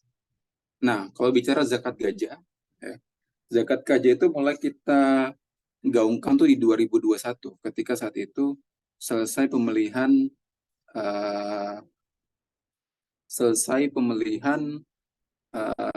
ketua IA. Jadi saat itu semua ketua IA kita undang untuk menggaungkan isu UKT juga satu. Waktu pandemi 2021 itu pandemi dan banyak mahasiswa yang kesulitan juga masalah UKT. Saat itu kita coba rembuk, kita sampaikan terkait program yang ingin kita angkat terkait zakat gajah. Alhamdulillah ini sudah 3 tahun berlangsung. Di tahun pertama kita sampaikan dana sekitar 450 juta, 2022 60 juta, dan 2023 terakhir ketika acara homecoming itu di angka 600 juta. Dan di tahun 2023 ada 323 mahasiswa yang sudah kita bantu ya. Secara alur sebenarnya program ini yang jelas pengumpulan dananya zakat infak CSR itu dari menggunakan kanal Rumah Amal Salman kerjasama dengan IA ITB, beberapa IA jurusan dan IA wilayah, IA kemudian korporasi dan masyarakat umum. Kemudian dananya kita salurkan lewat BPUD LITB ya. Kemudian ke Ditmawa dananya. Kemudian untuk proses seleksinya itu kita sinkronkan dengan Ditmawa. Jadi memang ini data Ditmawa, mereka yang menyeleksi, mereka yang mengusulkan menerima manfaatnya begitu. Terakhir kami laporkan dananya kepada donatur. Jadi ini skema program yang kita bangun. Nah, kemudian untuk yang tahun ini juga memang kita coba angkat kembali ya, dari Rumah Mas Salman coba angkat bagaimana dana zakat dan infak ini bisa kita kerahkan juga untuk membantu adik-adik kita yang kesulitan membayar UKT. Dan ini kita juga melakukan pendataan, nanti akan kami share infonya. Mungkin seperti itu gambarannya, saya kira banyak hal yang bisa kita lakukan dari dana yang lain, dan terutama dari kami dari Rumah Mas Salman terkait dana zakat yang bisa kita juga inisiasi untuk membantu pendidikan adik-adik kita di ITB. Mungkin begitu Kang Lutfi gambaran. Baik, terima kasih banyak Kang Syahrial ya. Jadi tadi kita sudah ada beasiswa ikatan alumni, ada beasiswa alumni muda, terus ini juga ada zakat alumni nih maupun CSR gitu ya. Nah, selanjutnya kita akan ada satu lagi, yaitu beasiswa yang digalakan oleh IA Pangda ya, yaitu salah satunya adalah Pangda Jawa Barat. Di sini saya akan mengundang ke depan nih, ada Kang Zaki ya. Halo, Assalamualaikum Kang Zaki. Waalaikumsalam. Ya. Siap, terima kasih banyak. Ini Kang Zaki adalah perwakilan dari IAITB Jawa Barat, yang mana ada program beasiswa yang namanya Gen 45. Boleh nih Kang Zaki, mungkin karena waktunya terbatas juga bisa disampaikan. Mangga. Oke, siap. Terima kasih atas waktunya, Kang Lutfi, teman-teman, dan Bapak Ibu yang saya hormati. Saya izin untuk share screen tentang beasiswa Gen 45. Oke, sebelumnya perkenalkan, nama saya Muhammad Zaki Amar. Saya alumni ITB angkatan 2019, alumni muda gitu ya, yang mewakili dari teman-teman dari beasiswa Gen 45 yang diselenggarakan oleh IAITB Jawa Barat. Gitu. Oke, ini udah kelihatan ya, Kang? Sudah. Oke, siap. Jadi di sini saya akan mempresentasikan tentang beasiswa Gen 45 dari latar belakang, konsep beasiswa, dampak, dan menjawab permasalahan yang mungkin saat ini sedang viral kayak gitu ya. Jadi untuk beasiswa Gen 45 ini sebenarnya muncul karena adanya kita kita empathize gitu, merasakan adanya kekosongan gitu kepemimpinan dari mahasiswa dan mungkin alumni di kancah nasional gitu ya, dan mahasiswa di tingkatan universitas maupun himpunan kayak gitu. Lalu kita melihat juga bahwa itu krisis kepemimpinan juga bisa terjadi karena adanya aspek-aspek penawaran dari sisi program profesional gitu seperti kampus Merdeka dan lain-lain kayak gitu. Nah, di sini kita melihat bahwa adanya kekosongan, krisis kepemimpinan. Ketika di himpunan kita bisa melihat bahwa dulu setelah post-COVID gitu ya, setelah COVID melanda dan sudah mulai berjalan kehidupan offline dan mungkin saat ini gitu ya, di himpunan itu mungkin masih sulit gitu kita untuk mencari adanya orang yang secara tulus, secara secara bersemangat untuk maju kayak gitu. Ya, mungkin ya tidak bisa digeneralisir ya, tapi ada beberapa kasus yang seperti itu. Dan itu juga terjadi mungkin di kemahasiswaan tingkat universitas kayak gitu. Lalu dari situ kita membuat ide gitu bahwa bisa jadi kekosongan dalam kepemimpinan ini karena benefit yang didapatkan ketika menjadi pemimpin itu tidak bisa sehebat dari benefit yang didapatkan ketika kita memasuki dunia profesional gitu. Dunia profesional misalnya ya dengan kampus Merdeka yang seperti saya jelaskan sebelumnya kayak gitu, sehingga kita di sini membangun sebuah ide tentang beasiswa yang memberikan benefit benefit untuk seseorang yang menunjukkan kapabilitasnya sebagai pemimpin kayak gitu, sehingga dalam menjalankan kepemimpinan juga dia bisa merasakan gitu bahwa saya sebagai seorang pemimpin dan saya mendapatkan benefit kayak gitu. Nah, mungkin kalau misalnya dari beasiswa-beasiswa sebelumnya itu kan tentang ya kebutuhan dan lain-lain. Mungkin di sini saya akan mewarnai kayak gitu ya. Di sini saya akan membawakan jadi beasiswa Gen 45 itu kita membawa lima nilai gitu. Yang pertama religius, yang kedua kebangsaan, profesional, global, dan sosial. Yang kemudian kita memahami bahwa itu semua itu sebenarnya perlu dilakukan dari 10 leadership skill. Jadi kita membangun pembinaan juga gitu ya untuk beasiswa kita dengan 10 leadership skill yang kita sudah rencanakan, sehingga program-program yang kita bangun itu ada mentoring one-on-one, ada group coaching, ada seminar, dan leadership project. Oke, boleh di next dulu deh. Nah, kenapa kita kenapa kami pada akhirnya membangun sebuah beasiswa tentang kepemimpinan. Jadi kami sudah melakukan survei analisis terhadap 68 responden kayak gitu. Yang itu merupakan mahasiswa dari seluruh fakultas mempunyai ada respondennya di tiap fakultas. Kemudian di jurusan ada seperti ini datanya, dan kemudian di sini terdapat 36 orang dan 62% yang mengikuti lebih dari 2 organisasi. Jadi dari survei tersebut kita melihat survei sudah termasuk yang diverse kayak gitu ya. Dari unit dan himpunan sudah ada perwakilan kayak gitu. Dan dari sini kita melihat bahwa beasiswa tentang kepemimpinan itu diminati gitu ya, dan responden juga merupakan ya bisa dibilang cukup aktif dan sangat aktif kayak gitu ya di organisasi. Namun demikian ya kita melihat bahwa masih melihat krisis kepemimpinan, dan di sini responnya juga untuk menjadi pemimpin sebenarnya sangat berminat. Namun ya ketika kita melihat di lapangan masih seperti itu.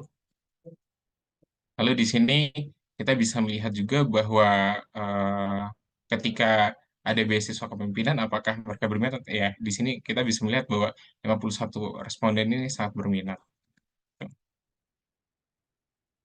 Dan ketika kita menganalisis lagi apa aja benefit yang pengen diterima kayak gitu, ada yang dibutuhkan kayak gitu.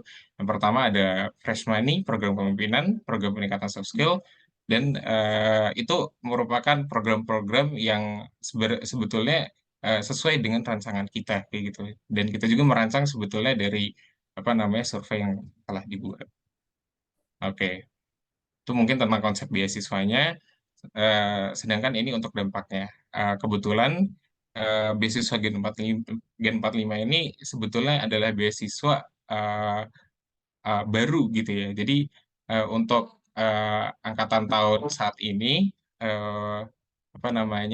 masih dilakukan proses untuk seleksi gitu. Dan ya mungkin dampak secara langsung kita belum bisa mempunyai datanya karena ini merupakan tahun pertama. Namun dari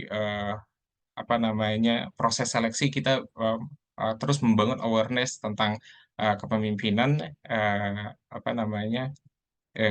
di tiap individu, istilahnya seperti itu. Oke, untuk pada proses saat ini di tahun pertama ini kita mempunyai alur seleksi yaitu administrasi, FGD, wawancara, dan pengumuman lolos beasiswa. Kita sudah melakukan 2 seleksi yaitu seleksi administrasi dan FGD, dan kita sedang memproses dalam seleksi wawancara. Kemudian pada 1 Februari nanti kita akan mengumumkan siapa beasiswa yang akan kita terima. Nah, mungkin ini tanggapan terkait isu yang sekarang beredar gitu ya. Mungkin dari saya sebetulnya ingin berhati-hati dalam memberikan tanggapan, namun ya saya cukup setuju gitu dari tanggapan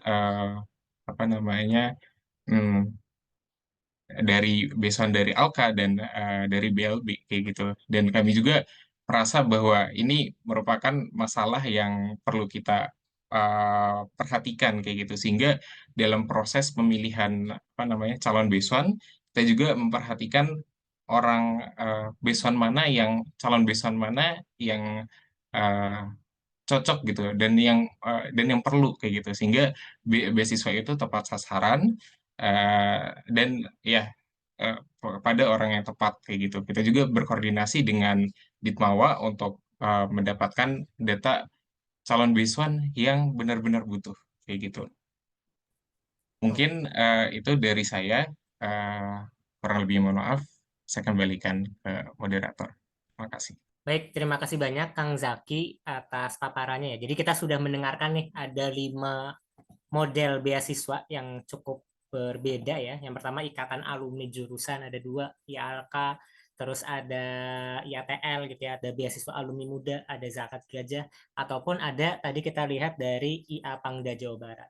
Di sini saya melihat menarik sekali gitu ya, bahwa permasalahan UKT mahasiswa ini bisa jadi seperti yang tadi disampaikan oleh IATL, bahwa ini semacam iceberg gitu ya, besar banget. Kadang permasalahannya adalah kita nggak bisa tahu pemetaan mahasiswa-mahasiswa mana yang berkendala gitu ya, terkendala. Nah, saya rasa memang ini butuh gotong royong, butuh bareng-bareng, terutama di lingkup alumni masing-masing gitu ya, di lingkup alumni masing-masing, sehingga kalau di isu atau tema yang sekarang kita angkat adalah rame-rame nih kita donasi beasiswa alumni, ya ini benar-benar kita rame-rame. Jangan-jangan dengan beasiswa BLB gitu ya, yang tadi disampaikan oleh Mbak Amel, banyak yang nggak terjaring oleh BLB gitu ya. Tapi diketahui sama Kak Citra di Ikatan Alumni TL gitu ya. Karena mahasiswanya langsung gitu ya, sehingga terjaringnya di sana.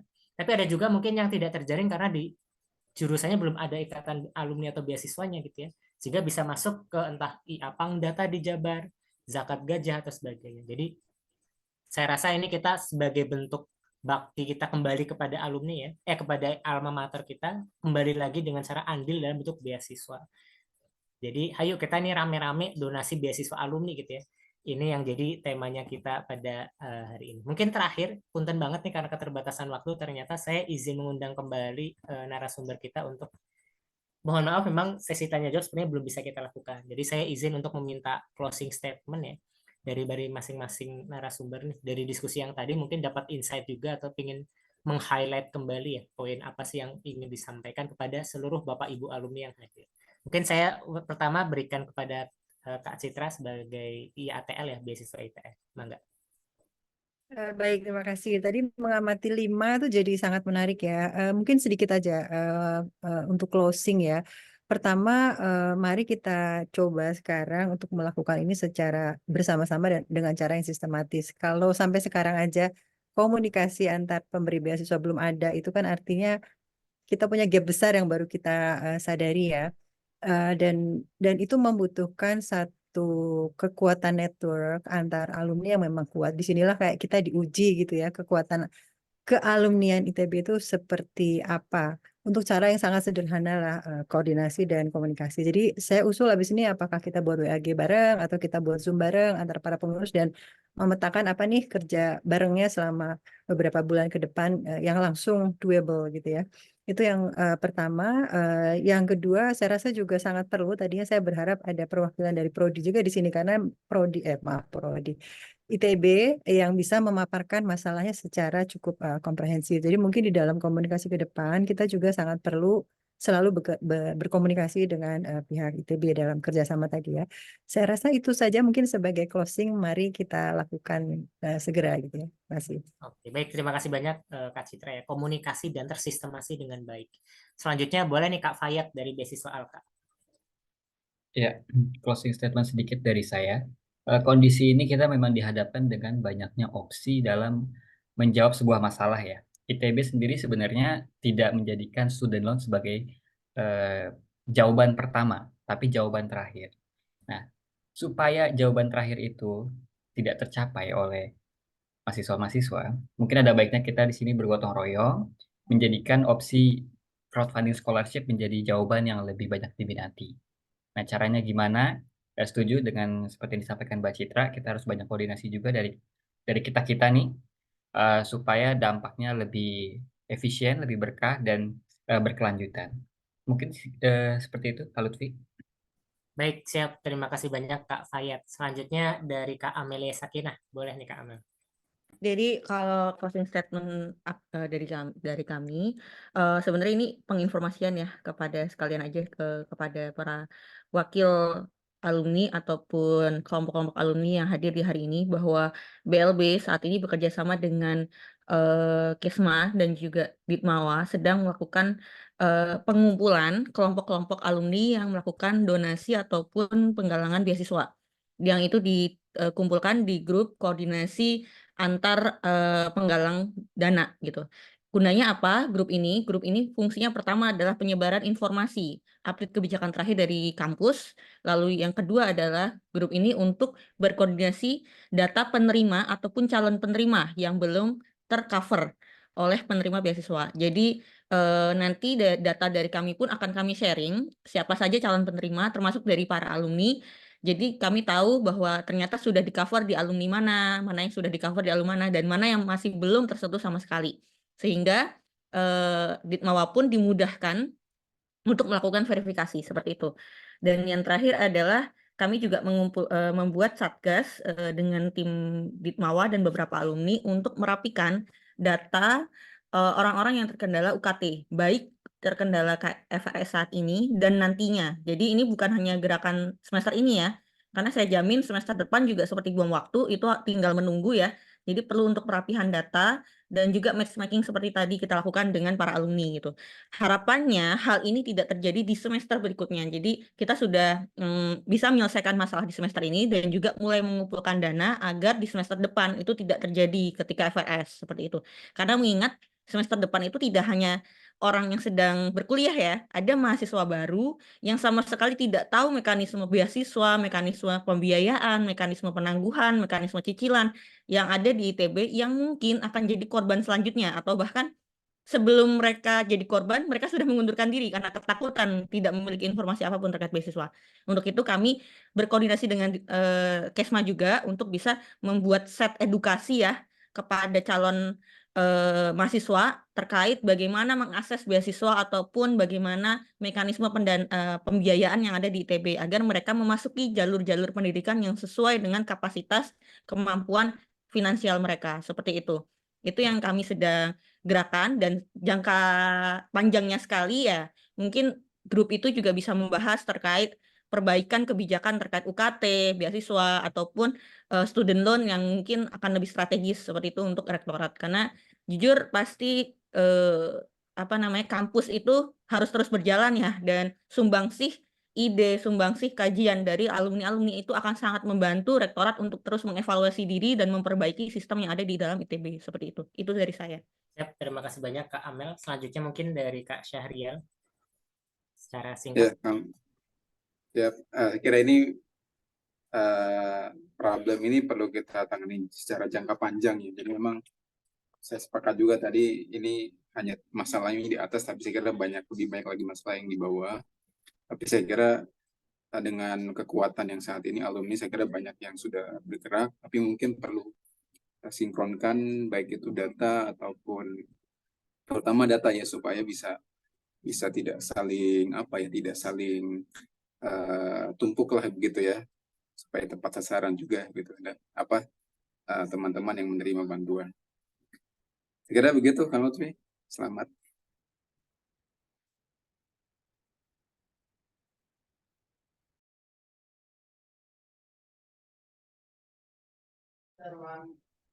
Masih di mute ya, Kang Lutfi. Oke, sorry. Baik Kang Zaki, boleh sekarang Kang Zaki dipersilakan.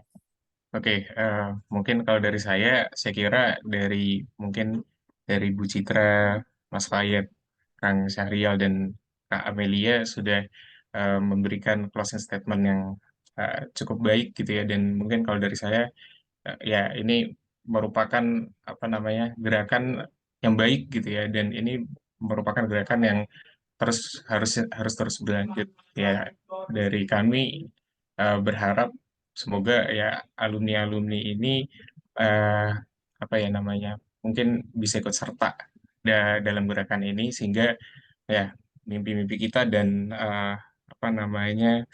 kebaikan-kebaikan tuh terus berlanjut kayak gitu. Mungkin dari saya seperti itu. Terima kasih Kang.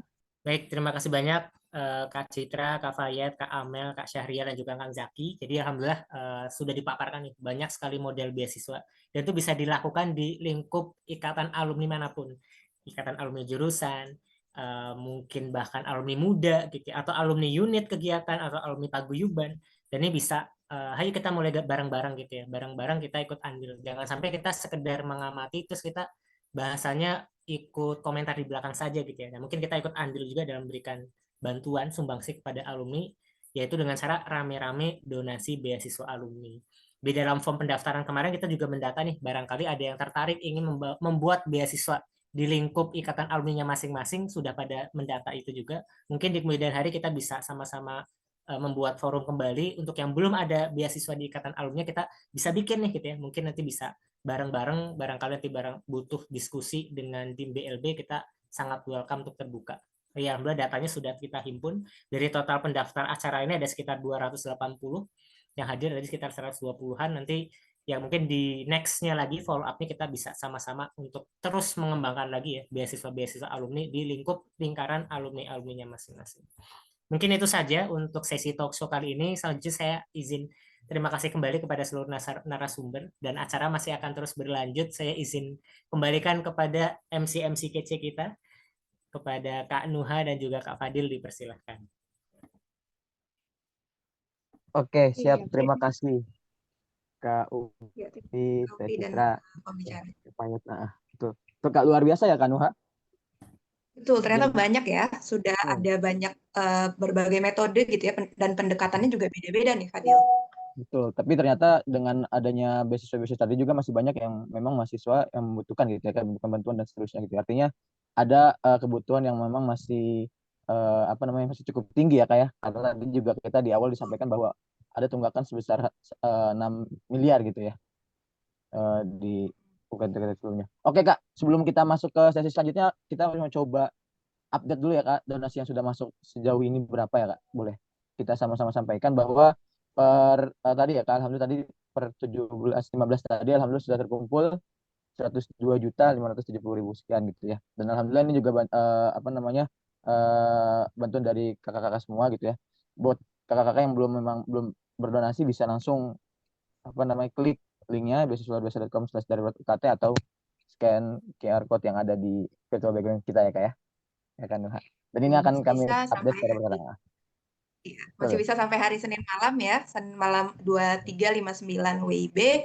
Dan ini juga sekaligus membantu teman-teman di beasiswa-beasiswa sektoral gitu ya, supaya kita bisa sama-sama menjadi solusi yang nggak cuma reaksinya itu aksinya tuh reaktif gitu ya, reaktif dan cuma donasi taktis aja, tapi juga nanti bisa saling menginspirasi untuk membuat donasi atau gerakan yang lebih strategis gitu ya, tadi kalau kata teman-teman dari narasumber, kita harus sistematik gitu ya, karena ini permasalahan yang sistematik juga. Nah, untuk itu kita kayaknya perlu juga membekali teman-teman dengan gimana sih caranya bikin beasiswa gitu ya. Gimana tuh, Dil? Betul tadi Kak terkait dengan inisiasi. Sepertinya menarik ya Kak jika kita semua nanti bisa coba gerakan-gerakan gitu ya. Masing-masing yang memang pada akhirnya apa namanya fokus kepada tujuan yang sama yaitu membantu mahasiswa gitu. Nah, tadi juga seperti disampaikan oleh Teh Amel bahwa dari BLG sendiri sudah menyiapkan ya Kak sebuah guidebook gitu ya. Sebuah guidebook bagaimana sih sebenarnya cara membuat beasiswa gitu. Dimulai dari mana dan sampai ke tahap apa sih kita apa namanya menjalankan beasiswa. Nah, mungkin kita langsung panggil aja Kak ya narasumber kita Boleh. narasumber terakhir kita nih ya Kak di acara hari ini. Oke, boleh kita panggil Kak Heni. Halo Kak Heni. Ini dia. Halo. Kak Heni suaranya terdengar jelas ya Kak? Suara Kak Ya. Heni juga terdengar. Oke. Siap, Kak Heni boleh dong ceritakan bagaimana sih sebenarnya langkah-langkah gitu ya membuat beasiswa mungkin kakak-kakak di sini teman-teman di sini juga terpantik nih jadinya gitu ya untuk membuat sebuah gerakan menginisiasi sebuah gerakan di mana tujuannya sama gitu ya untuk membantu rekan-rekan mahasiswa ataupun teman-teman mahasiswa yang memang membutuhkan. Silakan Kak Heni. Oke, halo, selamat sore semuanya. Ini sesi saya mungkin akan jadi yang paling cepat karena kebetulan kita juga udah ada guidebook pembuatan beasiswanya. Jadi saya akan lebih banyak mengarah ke sana. Mungkin kenalan juga, saya Heni, manajemen 2015 tahun masuknya dan juga pengurus Yayasan Beasiswa Luar Biasa. Nah, sebelumnya saya sempat di kesejahteraan mahasiswa juga sebagai Menteri Kebutuhan Dasar, dan di sana saya menemukan berbagai macam kendala yang dihadapi oleh mahasiswa, dan sepertinya masih menjadi polemik ya dengan segala kelebihan kekurangannya, dan juga ya banyak sekali yang juga lagi in sekarang ya, yang masuk ke berita dan segala macam. Tapi di sini kita pengen mengajak teman-teman untuk mencari solusi yang bisa dilakukan oleh alumni. Dan salah satu solusi yang dari dulu merupakan salah satu solusi yang bisa dibilang jangka menengah menuju jangka panjang itu adalah pembentukan beasiswa dari alumni. Baik itu tadi sudah dimention juga bentuknya beasiswa jurusan, beasiswa fakultas, beasiswa mungkin paguyuban, beasiswa yang lainnya itu akan berbagai macam bentuknya. Nah, mungkin aku boleh share screen aja ya. Aku bisa stop share ya, aku mau share screen. Nah, di sini memang ya sudah terlihat ya. Oke. Nah, di sini beasiswa luar biasa memberikan wadah nih untuk teman-teman yang kira-kira ingin membentuk beasiswa, namun bingung harus mulai dari mana ya. Mungkin teman-teman di sini juga melihat di Instagram semuanya alumni-alumni itu pada bersuara, sharing, dan lain-lain. Oke, gimana kalau misalnya sharing-sharing yang ada di Instagram, di grup, diskusi-diskusi yang ada di grup, ini kita bawa aja menjadi sesuatu yang nyata, yaitu adalah beasiswa. Dan beasiswa ini, sebenarnya beasiswa-beasiswa seperti jurusan, beasiswa alumni yang lainnya, itu adalah salah satu beasiswa yang paling strategis. Karena tadi sudah di-mention juga sama Mbak Citra dan yang lainnya, ownership-nya itu sangat tinggi. Ownership-nya sangat tinggi, datanya itu mudah didapatkan karena lingkupnya lebih kecil, jurusan, dan lain-lain. Nah, di sini teman-teman bisa buka di beasiswaluarbiasa.com/guidebook. Mungkin bisa dibantu ya tim panitia untuk dimasukin ke dalam kolom chat. beasiswaluarbiasa.com/guidebook ini sudah ada informasi yang cukup lengkap. Jadi kalau teman-teman buka, ini bisa ada beberapa cara, mulai dari initiation, planning, organizing, executing, communicating, dan monitoring. Ini mulai dari pembentukan tim, kira-kira inisiasi apa yang dibutuhkan untuk pertama kali, itu juga sudah kita masukkan di sini. Nah, mungkin kalau misalnya bisa kita rangkum, caranya adalah pertama, inisiasi. Inisiasi niat menentukan sumber dana, melakukan survei terhadap calon donatur dan penerima beasiswa. Niat, kira-kira teman-teman itu mau membuat beasiswa itu karena apa, dan permasalahannya apa gitu. Kemudian teman-teman juga bisa melihat kira-kira potensi atau sumber dananya itu datang dari mana, dari alumni kah, dari alumni angkatan berapa, atau mungkin alumninya teman-teman, atau mungkin dari paguyuban angkatan berapa, dan lain-lain, itu perlu diidentifikasi. Dan juga tentunya tidak kalah pentingnya adalah data gathering terhadap calon donatur dan penerima beasiswanya, karena data itu sangat penting. Dan apabila teman-teman melakukan ingin membuat beasiswa yang lingkupnya lebih kecil, misalnya untuk paguyuban, jurusan, dan lain-lain, data gathering-nya tentunya lebih mudah karena koordinasi dengan prodi itu bisa dilaksanakan dengan langsung gitu ya. Kemudian planning dan organizing. Setelah kita tahu kebutuhannya, kita membentuk beasiswa yang kira-kira paling pas untuk beasiswa kita gitu. Mulai dari mengundang orang, mulai dari mengajak teman-teman yang sekiranya memiliki semangat yang sama, sampai membentuk beasiswa yang bentuknya pasti bermacam-macam. Karena setiap jurusan, setiap organisasi itu approach-nya tuh berbeda. Nah, tadi kita juga udah lihat ya, ada berbagai macam bentuk yang sudah di-sharing juga. Ada yang nggak hanya memberikan fresh money, tapi juga memberikan program, mentoring, dan lain-lain. Tapi bisa jadi itu nggak works di teman-teman gitu. Bisa jadi bentuk beasiswa yang lain itu yang lebih works untuk jurusannya teman-teman, organisasinya teman-teman. Dan itu nggak apa-apa, karena beasiswa yang paling baik itu adalah beasiswa yang sampai ke penerimanya gitu. Jadi bentuk apapun itu silahkan diidentifikasi dan juga coba dicari tahu. Nah, untuk lebih detailnya juga kita sudah masukkan di dalam guidebook ini. Lagi-lagi beasiswaluarbiasa.com/guidebook, itu bisa dicek juga. Kemudian kriteria dan calon penerima itu juga nggak kalah pentingnya ya, karena dari kriteria dan calon penerima ini bisa membuka banyak kesempatan untuk calon beasiswa yang masuk. Misalnya kriteria IPK. Kriteria IPK itu adalah salah satu bisa dibilang kriteria yang banyak membatasi gitu. Contohnya anak-anak yang dia itu sebenarnya harus kerja part-time dan lain-lain sehingga IP-nya itu tidak terlalu bagus, tapi alasan dia kerja part-time karena dia ada kendala finansial. Nah, itu kan menjadi polemik dan menjadi cycle yang tidak berujung gitu. Nah, itu apakah IPK itu menjadi syarat yang ingin teman-teman implikasi dalam beasiswanya? Nah, itu menjadi catatan. Kemudian, apakah ada program lain di luar beasiswa finansial? Itu juga perlu menjadi diskusi lebih lanjut. Nah, mungkin 3 terakhir ini sangat singkat aja. Pertama, kira-kira jaringan donatur atau sumber dana ini, bagaimana kita meng-approach-nya? Bagaimana kita bisa mendekatinya gitu? Apakah kita bisa lewat sosial media atau mungkin ada kenalan, itu bisa coba di-approach. Dan tidak kalah pentingnya sebenarnya dari seluruh beasiswa, dari seluruh tahapan ini adalah transparansi. Karena transparansi itu adalah the heart of scholarship itself gitu. Untuk menjaga trust dari calon penerima, untuk menjaga trust dari donatur, itu adalah transparansi itu yang paling penting.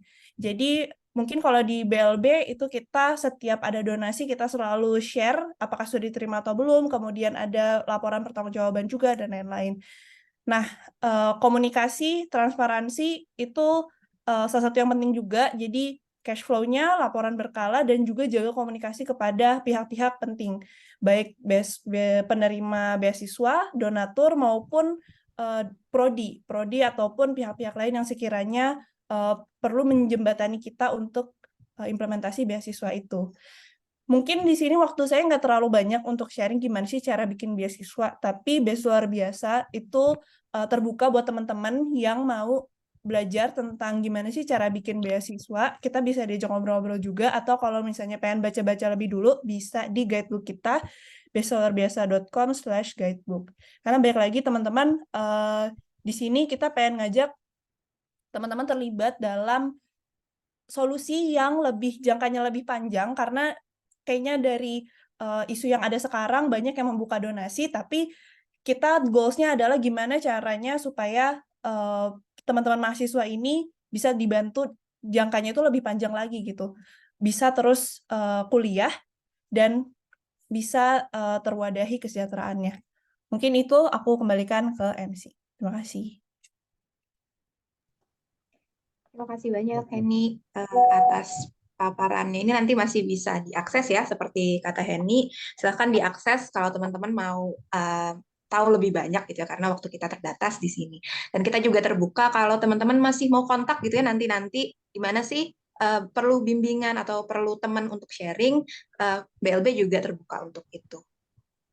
Gitu. Jadi ini acara terakhirkah, Dil, atau gimana nih?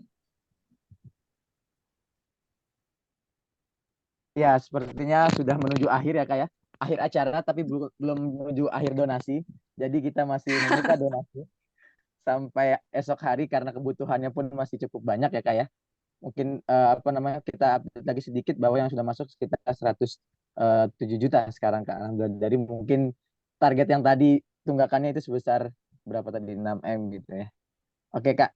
Oke, sebelum kita menutup acara hari ini, mungkin baiknya kita coba kenang bersama gitu ya kayak usaha-usaha kita hari ini gitu ya, niat baik kita yang sudah terkumpulkan di siang sampai sore hari ini gitu ya, kita coba dokumentasikan untuk foto bersama gitu Kak, biar jadi sebuah cerita bahwa kita pernah sama-sama nih untuk mencari solusi gitu ya, untuk membantu mahasiswa. Oke, kita izin untuk Bapak Ibu rekan-rekan alumni lainnya, Akang Teteh, teman-teman semua, mari kita coba buka kameranya gitu ya, nyalakan kamera, kita coba dokumentasikan niat baik kita, usaha baik kita di sore hari ini gitu ya, untuk membantu mungkin tidak langsung jangka panjang ya Kak Nuha, tapi ini jangka pendek ataupun solusi taktis yang mungkin kita bisa berikan untuk ITB dan untuk teman-teman mahasiswa. Oke, kita foto bersama dulu sedetik gitu ya, 2 detik juga nggak apa-apa, biar kita sama-sama Ini ada 3 halaman ya, Dil. Iya. Oke, nih 3 halaman nih, ada 72 orang. Oh, Tadi iya, ada 72 sampai 120 sekian gitu ya. Sampai 120 sekian gitu Kak ya. Betul. Dan mungkin yang belum bisa masuk Zoom-nya 1000-an lebih kayaknya Kak. Jadi Oh iya. jadi karena Zoom-nya terbatas, jadi kita nggak bisa masukin semua ya Kak ya.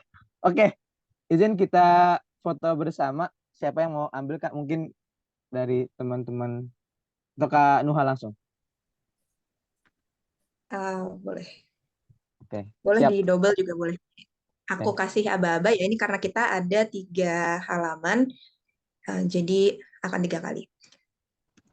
Oke, Henny bisa juga. Boleh tolong Henny ya di screenshot. Aku kasih aba-aba. Boleh yang masih mau buka kameranya? Boleh. Oke. Oke, masih ada yang mau buka kamera? Oh ya, ini masih ada yang buka kameranya. Oke, sambil menunggu kita di halaman pertama, mungkin jarinya hati-hati ya teman-temannya karena Oh benar. lagi tahun politik. Oke, oke kita mulai ya. 1, 2. Oke. Halaman kedua, ini ada 70 juta orang ya, jadi agak banyak nih. 2. Oke, halaman ketiga, 1, 2. Oke, ini kayaknya ada yang buka lagi ya. Ini terakhir kita, Oke, kita sekali lagi. yes, terakhir untuk halaman pertama, 1, 2. Oke, terima kasih. Oke, terima kasih Kak Heni. Boleh kita kasih tepuk tangan virtual dulu, Bapak, Ibu, dan rekan-rekan semua ya. Jadi ada kolom reaction gitu ya, kita gelorakan semangat kita untuk memberikan solusi ya Kak Nuha, untuk sama-sama Betul, membantu kita mahasiswa. iya. Kita rame-rame ya, rame-rame sesuai judul acaranya. Hari ini kita rame-rame diskusi, tapi untuk jadi rame-rame jadi solusi ke depannya gitu ya. Jadi Oke, kita catat siap. nih nama-nama yang ada sekarang supaya nggak hilang nih. Di semester-semester ke depan masih bisa berkomunikasi kayak kata Mbak Citra tadi ya, ada koordinasi. Siap. Oke. Oke. Siap, mantap, luar biasa. Oke Kak Nuha, sepertinya kita sudah di ujung acara ya Kak ya. Tapi jangan sampai di ujung silaturahmi kita, karena semoga bisa tetap bersama gitu ya, punya semangat, menjaga semangat yang sama untuk sama-sama membantu. Oke, sekian Kak dari kita ya Kak Nuha ya. Mohon maaf. Tuh, kita izin pamit dulu. Oh, terakhir Kak, pesan sponsor jangan lupa di scan QR code-nya atau Benar. juga ditunjukkan di klik linknya gitu ya, link donasinya gitu. Dan pantengin terus Instagram Beasiswa Luar Biasa terutama ya Kak, di @beasiswa luar biasa. Oke. Siap, aku Fadil, Rekayasa Infrastruktur Lingkungan 2016 Dan bersama saya Nuha, Desain Oke, Produk 2013. kami pamit undur diri. Terima kasih banyak atas antusiasmenya di sore hari ini. Semoga apa yang kita lakukan bisa menjadi bermanfaat untuk semuanya. Oke. Terima kasih. Kami akhiri. Assalamualaikum warahmatullahi wabarakatuh. Selamat sore. Waalaikumsalam warahmatullahi wabarakatuh. Hatur nuhun Bapak Ibu semuanya. Nuhun, Akang Teteh, sehat Pak semua. Amel, Hatur nuhun. Karya. Terima kasih Nuhun Kak semuanya. Lutfi, Bu Citra. Nuhun Nuhun, Kang Kang Jalu. Jalu, sudah Kak hadir. Citra, nuhun Kak Citra. Sama rekan-rekan di Beasiswa Luar Biasa, luar biasa. Siap. Terima kasih Kang Jalu, Ketua IA Jabar berkenan hadir. Terima kasih Kang Jalu sudah berkenan hadir.